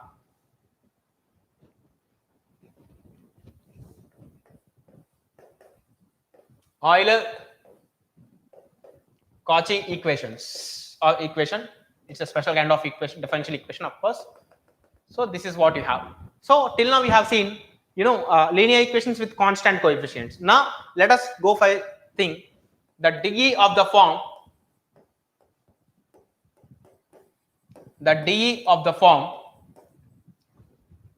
x power n into nth derivative of y with respect to x plus some function into x power n minus 1 into n minus 1th derivative of y plus k2 into x power n minus 2 n minus 2nd derivative of y with respect to x, and of course here there should be n minus 1 plus and so on. Finally you will be getting something like kn on y is equal to some f of x. If this is the type of differential equation that you have, means normally till this moment you dealt only with the differential equations which are having some constant coefficients. They don't involve either x or y here, correct? Of course we are dealing with linear equations, even though this is a linear equation, but we don't have the cases with involvement of this x till now, correct? But now for the first time we have this, and this equation is of the form something like this, and this is called Euler-Cauchy equation. Okay, and there is one particular method to solve this particular form of equations. Look, let us involve a variable operator d such that d is equal to x into d by dx. Okay, this is what you have. X is equal to, d is equal to x into d by dx. This is what you have. Similarly, if you have x square into d by dx, d square by dx square, then you will be writing this as d times of d minus 1. Similarly, if you have x cube into d cube by dx cube, then you will be writing it as d into d minus 1 into d minus 2 and so on. Okay, similarly, if you have x power 4 into d power 4 by dx power 4 and on, you will be having d into d minus 1 into d minus 2 into d minus 3. Okay, this is how, depending on the power, you will be elaborating this, and the substitution that we make here is x is equal to e power z, and this capital D is nothing but d by dz actually. Okay, if this capital D is d by dz, then this will be equivalent to x into d by dx, d by dx, and this is how transformations that you substitute in this equation. So if you substitute these transformations in this equation, then this Euler-Cauchy equation which is here gets converted to some normal standard linear high order differential equation with constant coefficients. Okay, so these are the transformations. First of all, you will be substituting x is equal to e power z in this function, and definitely whatever the x power n into these terms you have here, in place of them you will replace with this, where of course capital D is nothing but the differential operator in terms of z. So finally you will be getting the solution in terms of y and z later by replacing z with log x. If x is equal to e power z, then z is nothing but log x to the base e, correct? So when you solve this equation, making these substitutions, x is equal to e power z and modifying this, then this function which is here will get converted to some function in terms of z, correct? So when this is something in terms of z, you can also convert all this left hand side to some function of this differential operators, which means now this looks something like f of d operating on y is equal to f of z, for which not exactly small f of z, because if this is f of x, this gets converted to some other functions, maybe z of z. Now this is something like having a high order differential linear equation with constant coefficients, and you'll be getting the final answer in terms of y and z. Later in the solution, by replacing z with log x, you will get the exact solution in terms of y and x for the complete differential equation. Did you understand the working procedure for this? Did you all understand the working procedure for this Euler-Cauchy equation? This is a substitution you need to make, and this capital D which we are using in all these substitutions is nothing but d by dz. Okay, so this is a differential operator with respect to z. Clear? Only three things. First of all, modify this function by substituting x is equal to e power z. Then take this d is equal to d by dz, and you can modify all these products, x into d power n by dx power n, x power n. Of course, these constants remain as they are. No issue, because those are just numerical constants. So we can replace this nth derivative into x power n minus 1 with terms like this, which is here. So is that clear? Did you all understand the working procedure, how to convert a Euler-Cauchy equation into a this high order linear differential equation with constant coefficients? Yes or no? Did you all understand this procedure? So can we start solving problems on Euler-Cauchy equations? Yes? Please respond. Can we all start solving problems on Euler-Cauchy equations? Yes. So let us try to solve. This is one such question. GATE 2019 ECE Electronics. So let us try to solve this question. Sai Babu, you are too late for today's class. So consider the homogeneous ordinary differential equation, of course, x square into d square y by dx square minus 3x into dy by dx plus 3y is equal to 0. This is an Euler-Cauchy equation. Of course, it's a homogeneous equation, correct? So please try to solve. Look, first of all, I told you x is equal to e power z and modify this, but of course, since this is a homogeneous function, there is nothing necessity. So anyhow, x is equal to e power z, and this implies z is equal to log x to the base e, and let us modify this function. So there is x square. If there is x square into d square by dx square, can I write this as d into d minus 1 operating on y minus 3 times of capital D operating on y plus 3y is equal to 0? Yes or no? Way, of course, my d is nothing but d by dz. Can I write this? As per the procedure that I told you, can I convert this equation to this particular form where this capital D is the differential operator with respect to z? Yes or no? Please respond. Can I do this?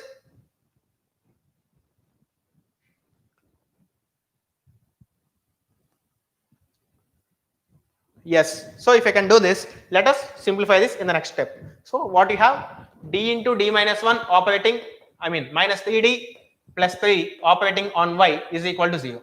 So if you solve this equation, then d square minus d minus 3d plus 3 on y is equal to 0. And if you solve this equation, definitely, you will be getting something like d square minus 4d plus 3 operating on y is equal to 0. This is the differential equation. So auxiliary equation is m square minus 4m plus 3 is equal to 0, for which roots are 1 comma 3. So which means if you write the solution, y is equal to c1 e power z plus c2 e power 3z. Okay, look, this differential operator d is nothing but with respect to z. So whenever you are writing the complementary function, you should use this z as the independent variable. Is that clear to all of you? Yes or no? Did you all understand how did I put z in the given, in the obtained solution, arbitrary solution? Please respond. Did you all understand in the arbitrary solution how did I put z as the independent variable? Now, if I take x is equal to e power z, I told you z will be same as log x to the base e. So if you put this here, y is equal to c1 e power z. So c1 into e power log x to the base e plus c2 into e power 3 times of log x to the base e, which means this is same as y is equal to c1 into x plus c2 into this 3 times of log x can be written as log x whole cube. So this is, so like not log x whole cube, log x cube to the base e. So this is the solution of this. Y is equal to c1x plus c2x cube. Now I think some boundary conditions are given here. Y of 1 is equal to 1 and y of 2 is equal to 14. So here it's given y of 1 is equal to 1 and y of 2 is equal to 14. This is what you have. So when you substitute x is equal to 1 and y is equal to 1 in this equation, you will be getting c1 plus c2 is equal to 1. Similarly, when you substitute x is equal to 2 and y is equal to 2, you will be getting 2c1 plus 8c2 is equal to 14. So you can solve these equations for getting c1 and c2. Okay. So please try to solve this. If you solve these equations, minus 6c2 is equal to minus 12. So I think c2 should be 2. If c2 is 2, then c1 is minus 1. So c1 is minus 1 and c2 is 2. So find the value of this function at y is equal to 1. At x is equal to 1.5. So calculate the values. Yeah, c1 is minus 1 and c2 is 2, correct Mauli? So if c1 is minus 1 and c2 is equal to 2, then definitely you will be getting y is equal to 2x cube minus x. is the complete solution. So the complete solution is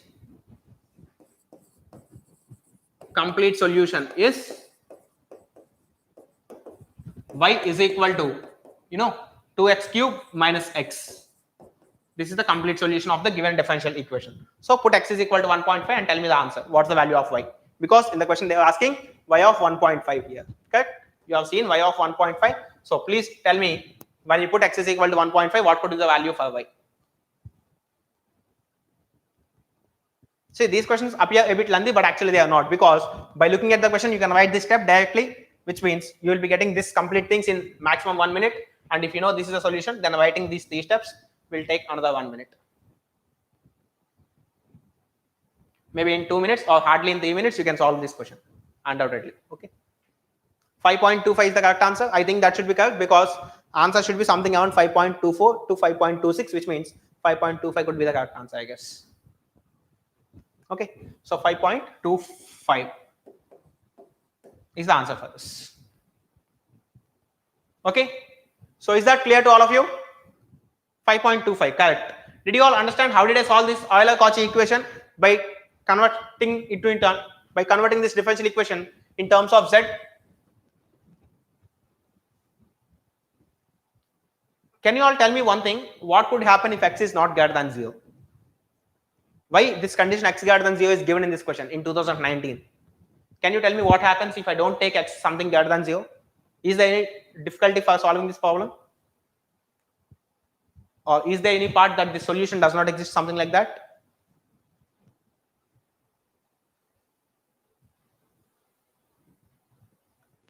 Log does not exist, correct. Because this logarithms here, if x is something negative, this log does not exist, correct. Higher powers neglected, very small. No, actually log x is not defined, because for this log x to exist here, definitely this x has to be positive, correct, because logarithm doesn't exist for negative numbers. Fine. So can I go for the next question? I think, okay, see here, we have skipped a few questions in previously, so let us try to solve those questions.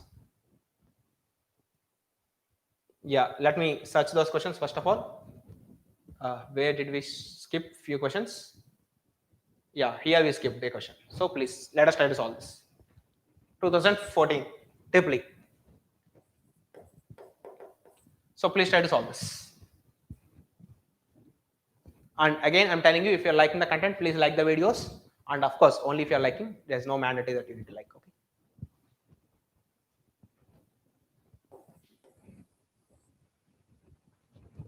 So please try to solve this. For any differential equation of this kind, which is greater than 0, which of the following is a solution to this differential equation?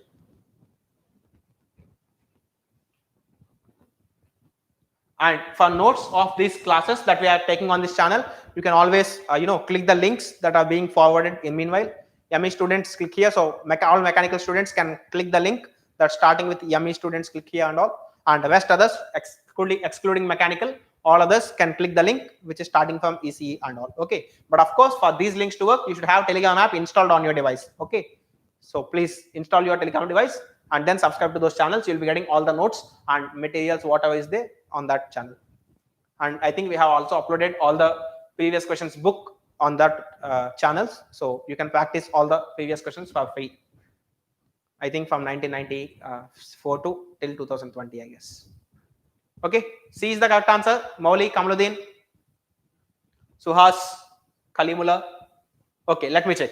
So if you see, I'm directly converting that equation by putting x is equal to e power z and differential operator d is equal to d by dz and all. So if you put directly, you will be getting the equation as d into d minus 1 plus d minus 1 operating on y is equal to 0. Correct? So if you simplify this, d square minus d plus d gets cancelled. So d square minus 1 operating on y is equal to 0. So which means if you solve this, you'll be getting d is equal to plus or minus 1. Of course, m is equal to plus or minus 1. Arbitrary equation will be m square in terms of m.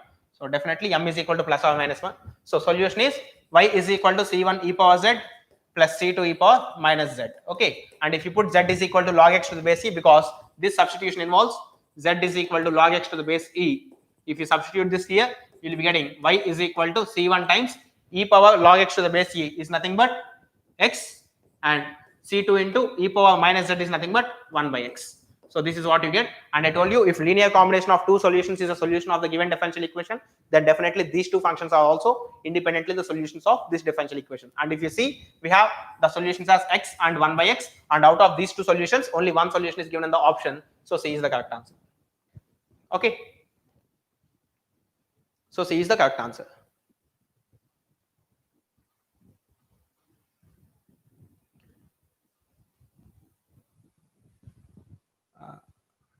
Furkan Biljik, where are you from?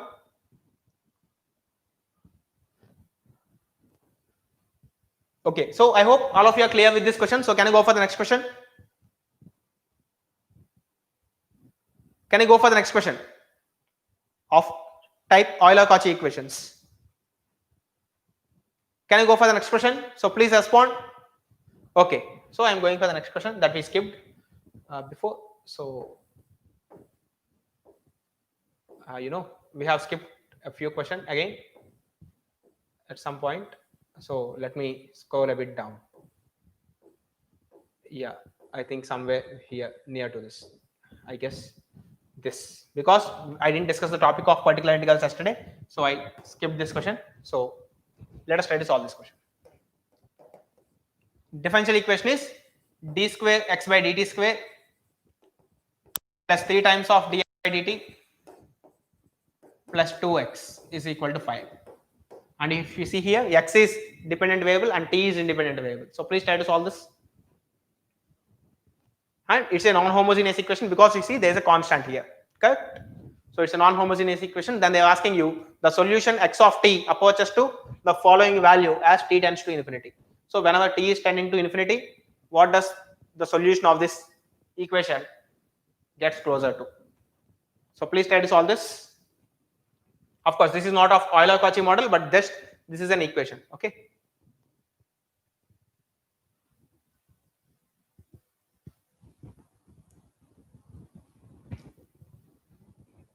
Okay. So please see here. Option B is the answer. Kamluddin, 5 by 2. Let me check. Others, please try to solve this meanwhile. B, Mauli, Suhas. Okay.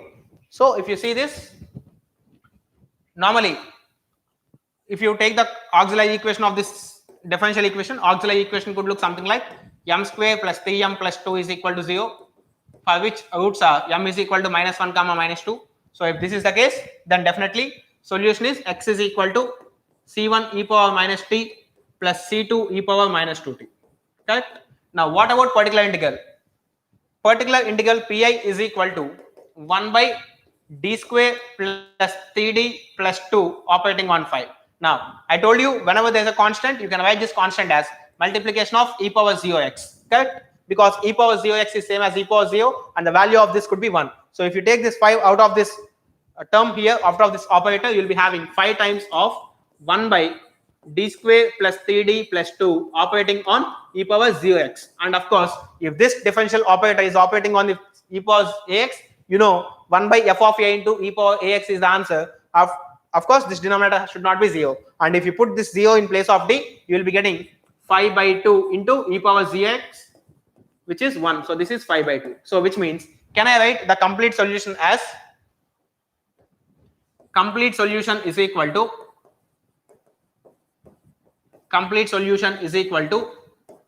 y is equal to c1 e power minus t plus c2 e power minus t plus e power minus 2t plus 5 by 2. Yes or no? Now we know that the arbitrary constants c1 and c2 are finite quantities, of course. So when t is tending to infinity, means if t is tending to infinity, can you tell me what does this e power minus t and e power minus 2t tend to? Whenever t is tending to infinity, can you tell me what does these two values tend to?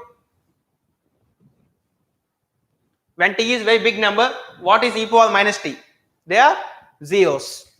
These two are zeros, and of course c1 and c2 are finite. So whenever t is very big number, these two things go to 0, and y is equal to y tends to 5 by 2, which is given here. Did you all understand the logic why we are putting things as 0 here? Okay. because whenever t is very big, e power minus t goes to 0. We have seen the graphs of e power minus x in the first day of basic calculus class itself. Correct? So let me solve few more questions. This question we have solved, I guess. Let me check. I think few more questions we left when starting today's class. So yeah, this is the question that we stopped without solving. So please try to do this. This is a Euler-Cauchy equation again from 2019 civil engineering.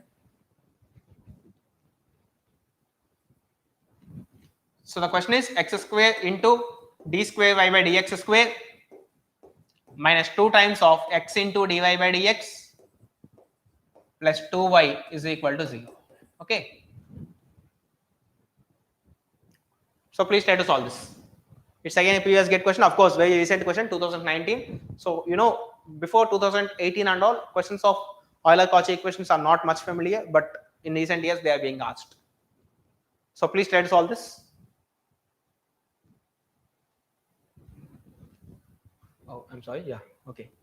Let us try to solve this.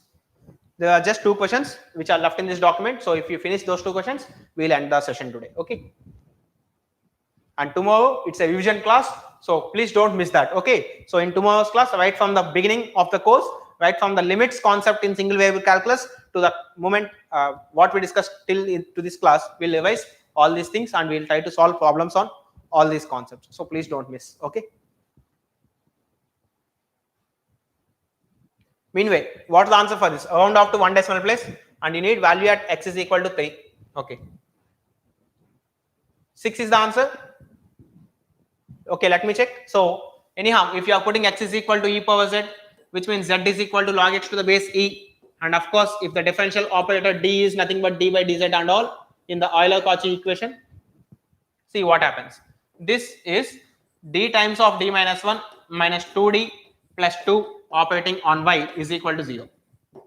This is what you have. So auxiliary equation is something like, if you put d is equal to m, then m square minus m minus 2m. So m square minus 3m plus 2 is equal to 0, for which roots are 1, 2. If roots are 1, 2, then definitely 6 is the answer. Okay. So let me check. Y is equal to c1 e power z plus c2 e power 2z, which means this is same as y is equal to c1x plus c2x square. Correct? In place of z, if you put log x, then this is the solution you will be getting. Now, given values, y of 1 is equal to 0, means when you put x is equal to 1, y is equal to 0, which means c1 plus c2 is 0 undoubtedly. Correct? Because when you put x is equal to 1, y is equal to 0 is something like this. Next, y of 2 is equal to 2, means 2c1 plus 4c2 is equal to how much? It's given 2. Okay, so if you multiply this equation with 2 and if you subtract, you will be getting minus 2c2 is equal to minus 2. Correct? So minus 2c2 is equal to minus 2, so c2 is equal to 1, so c1 is equal to minus 1. So the complete solution is y is equal to x square minus x. This is what you have. So if you put x is equal to 3, 9 minus 3 is 6 is the solution for this. Okay. I hope all of you are clear with this question. There is one last question for today. We'll solve that. So please see here. Yeah, this is the last question that is with us. Anyhow, I think we finished this question, correct? Y of 1.5. Y of 2 is equal to 14. I think we got C1 as 20 and C2 as something. We finished this question already. Gate 2019 ECE. Today we have finished this question, correct? At the end, if you remember, if you remember a bit, we have solved this question at the last. This is the question. Y of 1 is equal to 1, y of 2 is equal to 14, then we got 5.25 as answer. Correct? We finished this question today.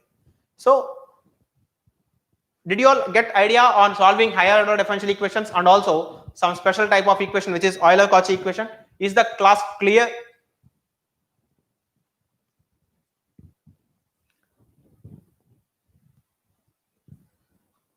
Are the things clear? Okay. So now in tomorrow's class, it's a cumulative session. So tomorrow's class is basically, a cumulative session. So where in cumulative session it's a cumulative session basically. So in cumulative session, we'll be always revising the things from class 1 to till this particular class.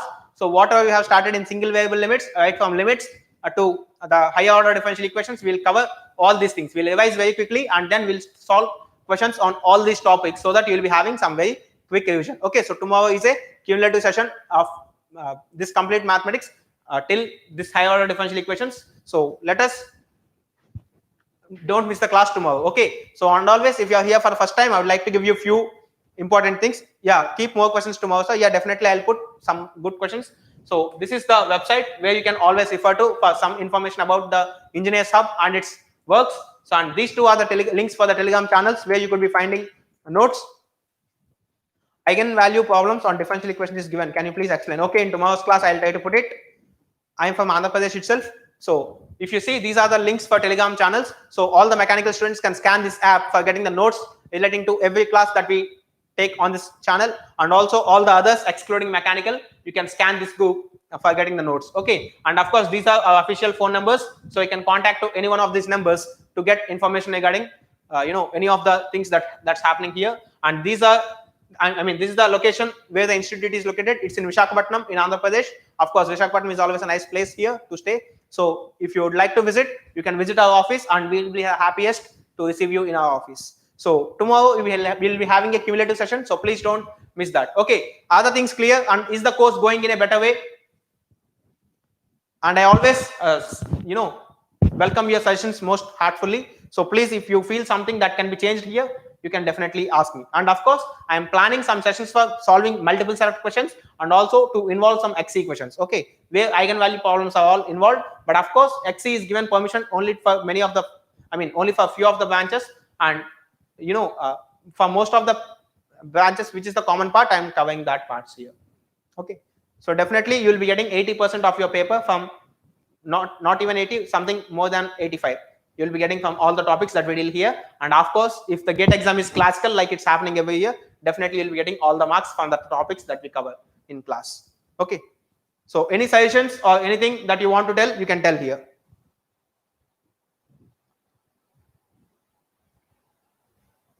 Any comments? Is the course going in a fine way?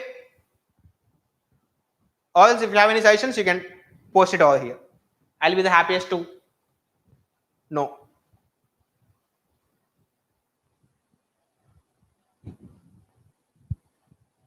Anything that someone want to say? Okay. Okay, fine. I think there are no comments and it's already 11 o'clock. So let's wind up the session. Thank you all. Have a nice sleep. Good night.